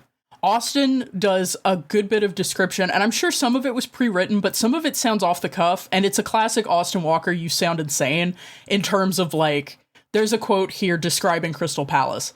It sort of brings the entire world into order. It has like an organizing presence. It's like a lord or a river. That's an Austin Walker quote of all time. People quote that That's regularly. A banger. And then when Austin is describing the people who live in Crystal Palace, because like Crystal Palace seems like a computer in terms of a machine that functions like Arbit, the divine that Grand Mag makes later. Crystal Palace, the way it's been described up to this point, seems like a machine that could operate without people being involved. But then when it appears and you realize it still goes through so many literal computers, people who do computations. And it's described, it's just attended the way that you would have to attend to a sinking ship, constantly bailing out information and filling holes with new data. Just all time. Anything else during Futura Free? This is just fun. Duck is a water slide champion. Austin dropped Palantir, the surveillance state divine, in 2018, and now we're dealing with fucking Palantir, the surveillance state company that sells all your data to ICE. I'm sure they came from the same root, but Austin wanted to be more subtle about it. I fucking hate that we live in the real world with the less subtle version. Yeah. Tinder's web ring. Tinder's web ring. I love Tinder's web. So let's wrap up. Some sort of goddess of the internet. The bulk of Futura Free is this final conflict, and then they do an epilogue. It's so cute. It's so well done. I think this is my favorite ending so far to any of the seasons. It brings me to tears every time. It is so good. And one of the things I do want to say from the postmortem is this was entirely Keith's idea, which I just want to give credit to Keith for that. That seems very Keith coded. Well, it was partially. So Austin says like, I had the idea and I was like, Keith, can you write like 5 questions? Keith came up with 15 questions and then did all this. So yeah, it was all like Keith doing it, but I love that enthusiasm for it. And like Gig is such a perfect character to do this. Like, yeah, the song is beautiful. Is so good. The song is so good. Yeah, it's really Gig as a character in this group is a very good unifying factor because like you can't really be mad at him. He's just happy to be here. Golden retriever. Golden boy vibes. Yeah, golden retriever. Yes. It's very cute and it leaves a lot of threads open, but I think the way that he frames what the Twilight Mirage is, when Austin Walker is writing some wholesome wrap up to anything, I'm dead. It's over. He's just too good at it. It's so good. And we sort of glossed over it. Tinder, as Anticipation, was merged with a worldwide second life called the Splice that was spread out through the Mirage. And she basically, TLDR, became the goddess of the internet, which is where the phrase Tinder's web ring comes from. It's insane and I love it. I hope that we get to see the cat girl web goddess return at some point. Maiden web goddess, thank you. Yes. Yan. And she's thick. And I have an important quote written down here, which is shout outs to AO3, Dre, finale episode. Because that was when they were talking about Echo and Cascabel were going to solve the crisis of population. Oh yeah, great gay kiss. Have we talked about it? Anti-fascist kiss. Kiss. Love it. Yeah. It's really good. The end is so good. There's a very small part where Austin whispers as Morning's observation, bootleg calcium. Unbelievable. Unbelievable. It reminds me of when I'm editing episodes and I like excavate something that typically Brian's the person because you're more soft spoken. I'll excavate something you said that is just completely fucking off the handle. And I'll be like, oh, my role as the editor is now to scoot everybody else's dialogue out so we get just a moment of Brian saying some shit that spiritually is like bootleg calcium. Bootleg calcium. Oh. And lastly, Brian, I'm really excited for your recipe for Jell-O cake with a Jell-O carrot in the middle of it. I mean, I would. They were just saying I would make that. I would like put that in the cookbook. But let's be real, Mexicans have been doing that shit forever. Look up a Mexican jelly dessert? I swear to God, that shit is unbelievable. Y'all. The jelly juice technology is alive in Mexico. It is. It's so good. You can get some of these shits. Hold on. But I will say that is the end of the notes that I had. But like I said, I think this is my favorite concluding arc and episode so far. Agreed. Sorry, I'm still looking for these. Here we go. I found some. That is all gelatin. Yeah. Yeah. They've already figured it out. The technology exists. And it's going to be like a skill thing. So I just don't, get really good at piping gelatin with a syringe. That's step one in this recipe. Anyway, we have to do an important thing, which is going to be kind of hard comprehensively, I think, but we have to do it. Alice, do you know what it is? We have to rate these goddamn mechs. We do. Alice, what's your rating? So I have a question for the group. Like you said, Cy Sweetman has drawn like every mech in this, but we established a precedent when we covered Iron Widow, which is that Alice specifically, and like I agreed with it, we rate them based on the descriptions given in the media, and then we could talk about the art later, but like we weren't presented with that art while we listened, so. Yeah, I looked up no art of any of these intentionally, is what I'll say. Okay, so there's a lot to consider in this one, but I mean, like, Shibari Cockpit.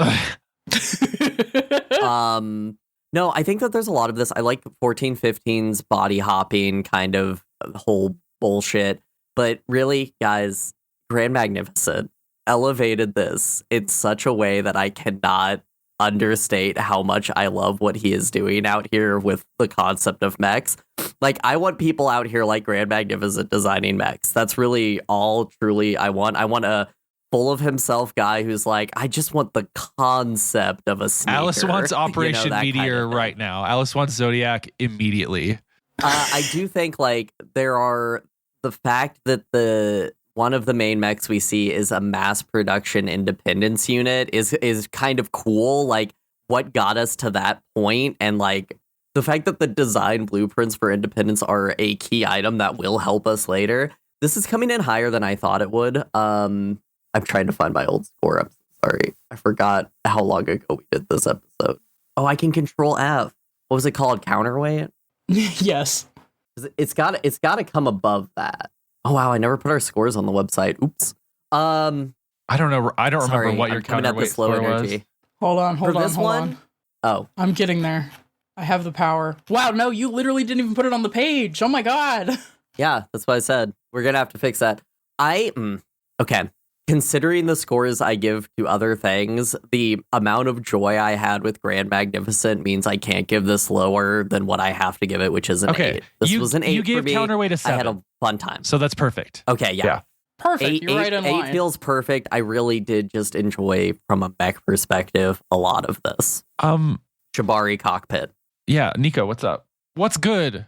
What's good? So this is definitely the season of much more conceptual mechs. And it's early in the season, but I was reminded of it. The plans for Independence initially reflect the best version of you on the outside and the worst version of you on the inside, and you have to constantly stay in tension confronting that. Again, this is like Grand Mag motifs. Grand Mag, the guy who fucks everything up of all time, and yet also, I think, a profoundly talented mech designer. Like, very conceptual. I think Arbit as a concept of just this, like, fucked up, totally random thing that cannot be predicted to specifically neutralize Crystal Palace as this huge machine. And, like, when Arbit is installed, Austin describes the first thing that happens is everyone gets a day off. Like, that's such a profound, like, what is the point of these machines that are supposed to be, like, if we think about automation and why we would create mechs realistically, it's supposed to be labor saving or labor multiplying. And, like, I think they play with that a little bit more. Like, what does it cost you to interact with these machines? I think there's, like, a almost toxic codependency between Belgard and Signet, which we get a little bit more insight into in the finale. The whole time we've been told that Signet ran away from her divine, and then we come to find out that Belgard functionally sent Signet away because Belgard didn't want to experience the death of another excerpt, which is like one of my favorite themes. Like, if we want to talk about Titanfall 2 again, like Protocol 3 kind of shit, that plays with my emotions so bad. Like, I don't think, I feel like I'm going to have stronger feelings about the mechs we see used in Partisan, but the Twilight Mirage was very special, and I feel like there's a lot of cool concepts. I'm going to give it a 9. I think this is the year in the shell, and so like if I were to not figure 14-15 heavily into my rating, I would be remiss, I think. Because one of the things that I think he or they complicate about the idea of you being something vulnerable at the center of your body that you pilot is that they don't get to decide what body they get, and they don't get to decide when it's over, and I think that is something that is really like 14 is such a sad character. Like there is little I can imagine in a concept for a character that experiences as much tragedy as 14, and yet they have that conversation with Blueberry Jin at the beginning where Blueberry's like, not only do you exist to kill people, you kill people to exist. I think that's like so interesting. Like what if you were Kusanagi and you loaded into a new body, but like that was someone else's body, and you now have to deal with like the fragments of their life? Like what does that do for your perception of the world? And like how do you? What if you were in Quantum Leap, but you had to kill people? Yeah, exactly. I just like that is such fertile ground. I love 14-15, and then obviously like the mechs themselves too. I do like the Angler units. I am on record as someone who doesn't really love the power armor scale of a mech, which is what the Angler units are a little bit more like. But like you also get some really cool divines here. Gumption is an incredibly cool divine. What happens to Gumption at the end of this story is unbelievable. It's so fucked. Oh my god. They just didn't stop the clock. Yeah. It's so didn't stop the clock. So like I just all that stuff again, like Nico said, there's these concepts where we're starting to really pull at the taffy of like, what does it mean to have an ongoing historical and societal connection with the mech that you're piloting, which we'll really get into in Partisan. I'm so excited. I'm gonna give this one a 9 too, because I also give Counterweight a 9, and I feel like I have to at least give it what I give Counterweight. I'm surprised I give Counterweight a 9, but now that I think about it, like the mech stuff in Counterweight, even though it's not my favorite Divine Cycle season, was truly top tier. It's good mechs. Yeah. So that's our ratings. We got did you already post them? You did.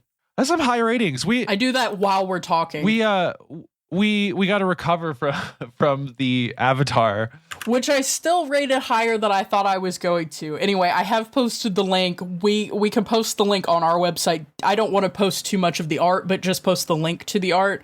They did draw like all of the divines and mechs. Bounty in this is a crazy Bounty. Empyrean looks unreal, like unbelievable. Yeah, it looks so good.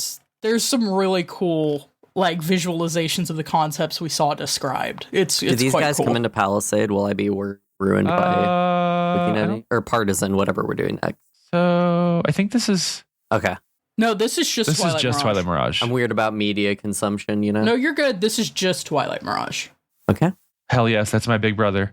Sorry, I was reading the thing at the bottom. Okay. We are gonna take a break, and then I have a game to subject my co-hosts to.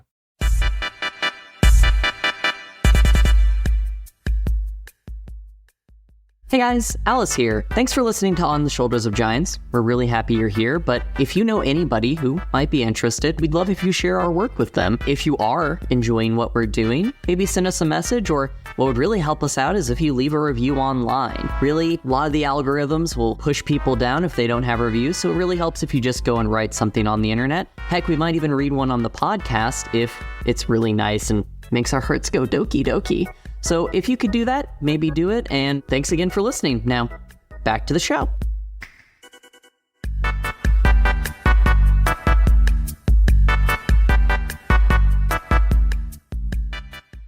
Okay, I'm scrolling through my notes, which are, as discussed, incredibly long. Okay. Your 70 PDFs. Okay, this game is called An Accounting of When OSG Built the Machine. Sorry? We built a machine? I'm going to need us to go to the gay space Roll20 real quick, which I will link in case you...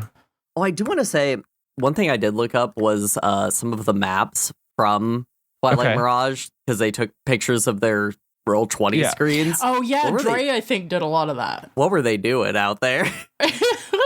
Illustrating. So many suns with sunglasses. That's all I'll say. Okay, we're just using this to roll dice, so ignore the I think this was Tavern that we played with all this text. Yeah. Okay. No, this was Dish Pit Witches. Oh, Dish Pit. Go. Okay.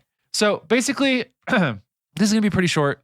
I have 3 roll tables. We're each gonna make a divine using these roll tables. And then we're gonna just like do one roll to see whose divine is superior. Yeah, that was the big point of the divine cycle, right? Yeah, to make. I've always wanted to design a divine. The 3 things we'll be rolling for are the ability of the divine, the physical description of the divine, and then the description of the divine's current excerpt. You will decide what the name is, and then we'll figure out who wins. So I'm not going to reveal anything of what these say until we're rolling, because I'll just say some of them are good and some of them are useless, and I have given them scores. So we're going to have modifiers by the end of this. And I'll walk us through. It won't be that complicated, I promise. Okay, so let's start with Alice. I'm just going to have you roll a d10, and I'll tell you what ability your divine has. 6. Your divine localizes and materializes lost objects. Sorry, locates and materializes lost objects. Okay, that's such a helpful divine. Fuck, I would love that one. All right, do I need to roll the same thing? Yes, you roll a d10. 7. Okay, your divine makes difficult phone calls on your behalf. Oh my god, I've literally done this for fun, so this is funny. I'm going to roll one now, because I also get to play. That's the fun thing about this game. Wow, 6, 7, 8. My divine can cut through anything, even concepts. Even concepts. Even concepts. Yeah. Alice, we'll go back to Alice for description. That's another D10. Yeah. Another D10. Okay. Got a 9. Okay. That is going to be half of a moon, like a moon, right? But it's half of it. The cross-section underside is totally flat, uninterrupted white marble. Oh, you got just half like it just moon. got sliced. Yeah. Yeah, hey, why are you slicing Alice's bit? Interesting. It's just like that. I don't know. I got a 4. You got a beautiful blackwood violin. You must use your hand as the bow. It hurts. Oh, good. To make difficult phone calls. That's so funny.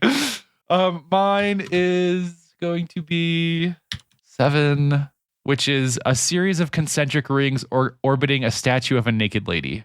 I'm sorry, did you make these up? These are very divine coded. Some of them, I'm just, because we already rolled for these, I'm going to give you another one. Another one that I wrote was straight up the lament configuration. Or a 1987 Mac 2 computer complete with the capacity to burst into flame. Oh. Okay, this Jesus last Christ. one for the excerpt is just a D6, Alice. Oh, okay. I hope they have to use Jabari rig. That's a 5. 5. Your excerpt is a princess from a faraway land and all of her advisors who have never once told her the truth about literally anything. Interesting. Yuki, it's good to see you. Oh, no. All right, I got a 2. Your excerpt is who's 5 feet tall and incurably furious at all times. Oh, that's exactly correct. How specific. And mine is 1, which is a rookie on a dangerous mission who's trained his whole life in VR and is 1 episode of derealization away from being convinced his life is fake. Welcome back, Ryan. Okay, so my modifier is +2. Nico, your modifier is +4. Holy shit, because no one wants to make phone calls these days, am I And right? Alice's is 0. Oh no! I just want to say I had open some tabs for nouns and adjectives and names and things to use. What are our... Okay, so Alice, your divine finds lost objects is a giant half of a moon, and your excerpt is Yuki from Price of Smiles. What is the name of your divine? The Divine Revelation. Oh That's real really good, actually. The divine, it reveals to you, and I feel like the twist is like she's being used to like find weapons of mass destruction or something horrific, you know? Somebody tasked it to look for the WMDs in Iraq, and that's when it blue screens and dies in the Mirage. Okay, by the way, these were all divines that were in the Mirage, and they died, Yes. okay? Yes. Right. Nico, your divine makes difficult phone calls, is a violin, and is piloted by... What is the name of the divine? The name of this is the Divine Clarity. It helps clarify things via phone calls. It produces a clear, beautiful sound. And the 5 foot tall will clarify your whole fucking life for you. Thank you. Okay, so my mech can, What or about my you, Brian? divine can cut through anything, is a statue of a naked lady, and is piloted by Raiden, specifically Metal Gear Solid 2 Raiden. Which fits very well. I guess I'm loath to call it something like Cleave, because I feel like that's art. Can I pitch you something? Because I think it'd be funny. Please. Is this the Divine Edge? Because it's kind of giving edgelord. Divine Edge. It's got Raiden. It's got like a crazy operatic naked woman statue. Divine Edge. Divine Edge Lord. The Divine Edge. Divine Edge Lord. And then we had modifiers based on the things that were pulled, right, Yes. Bri? So my modifier for the Divine Edgelord is +2. Nico's modifier for the Divine Clarity is +4. And Alice's for the Divine Revelation is 0. Excuse me. So I'm so sorry, Queen. we're all just going to Excuse roll me? 2d6 plus our modifier at the same time, and whoever gets the highest score has the best Divine. I'm ready. I got a 5. I got an 8. Wow. I got a 13. This Sure. little 5 foot tall is whipping everybody's ass. The phone call, divine is our official That is divine. the divine that would survive the Twilight Mirage, because no matter what's happening in society, you got to be making those phone calls. Yeah, You unfortunately, gotta y'all. be. Hey, this is your sign. The Divine Clarity winning. This is your sign. This is our call to action. If there's a phone call you've been putting off, you need to make it. And if you're like, I can't, it's so difficult, just think about the fact that the Divine Clarity is there for you and is working on it and is arduously playing a violin with her own hand while looking at you furiously. Jesus Christ. That's the best mediator. A 5 foot tall woman bleeding all over a violin angrily. We do have a letter. Oh, we do have a letter. Do we? Okay. Yeah, it's from Scampier. It's pinned in the thread. Okay. I can read it if you want. Please read it. A message has come in have a via flash transmission. Tinder's web ring. A message has been conveyed to us. This is from friend of the pod, Scampier. And the message says, Twilight Mirage opens as the final floorboards fall out from under a utopian project, and its population is scattered to an imperfect world to build imperfect societies. That said, how do you feel about each player character, or how do you feel each player character made their way through the campaign? Are there any that stand out as paragons of the fleet's ideals in the wake of its dissolution, or are they all as compromised as the NPCs and factions who ally themselves with the player characters' rivals and enemies? This is a really good question. Yeah, Just it's going a another 3 great hours, question. Huh? We can't go that long on it, but I can say for my part, I feel like, again, this is a season where the players know what they're doing. Like, they have a way better idea of it than they did in Counterweight. And so they can be... I talk about it the first episode where they're doing character creation. They all keep giggling at each other because they're all so on their bullshit. Like, when Allie just, like, tries to bury the lead on being a cat girl, and everyone's like, oh, you were just gonna... Oh, just slide that in at the end, you're a cat girl. And then when Janine recites Signet's full name... and everyone is just like giggling and laughing because everyone's so on their bullshit. Like, I think everyone put a lot of effort into having their player characters represent to the most what they were interested in this system and in this game, and in this period of the divine cycle. And I mean, they were all compromised, but I feel like looking at Grand Mag is like my favorite character from this thing. A character who's deeply compromised and then by circumstances is forced to have an end game like excellent turn as a saboteur and a spy. Yeah.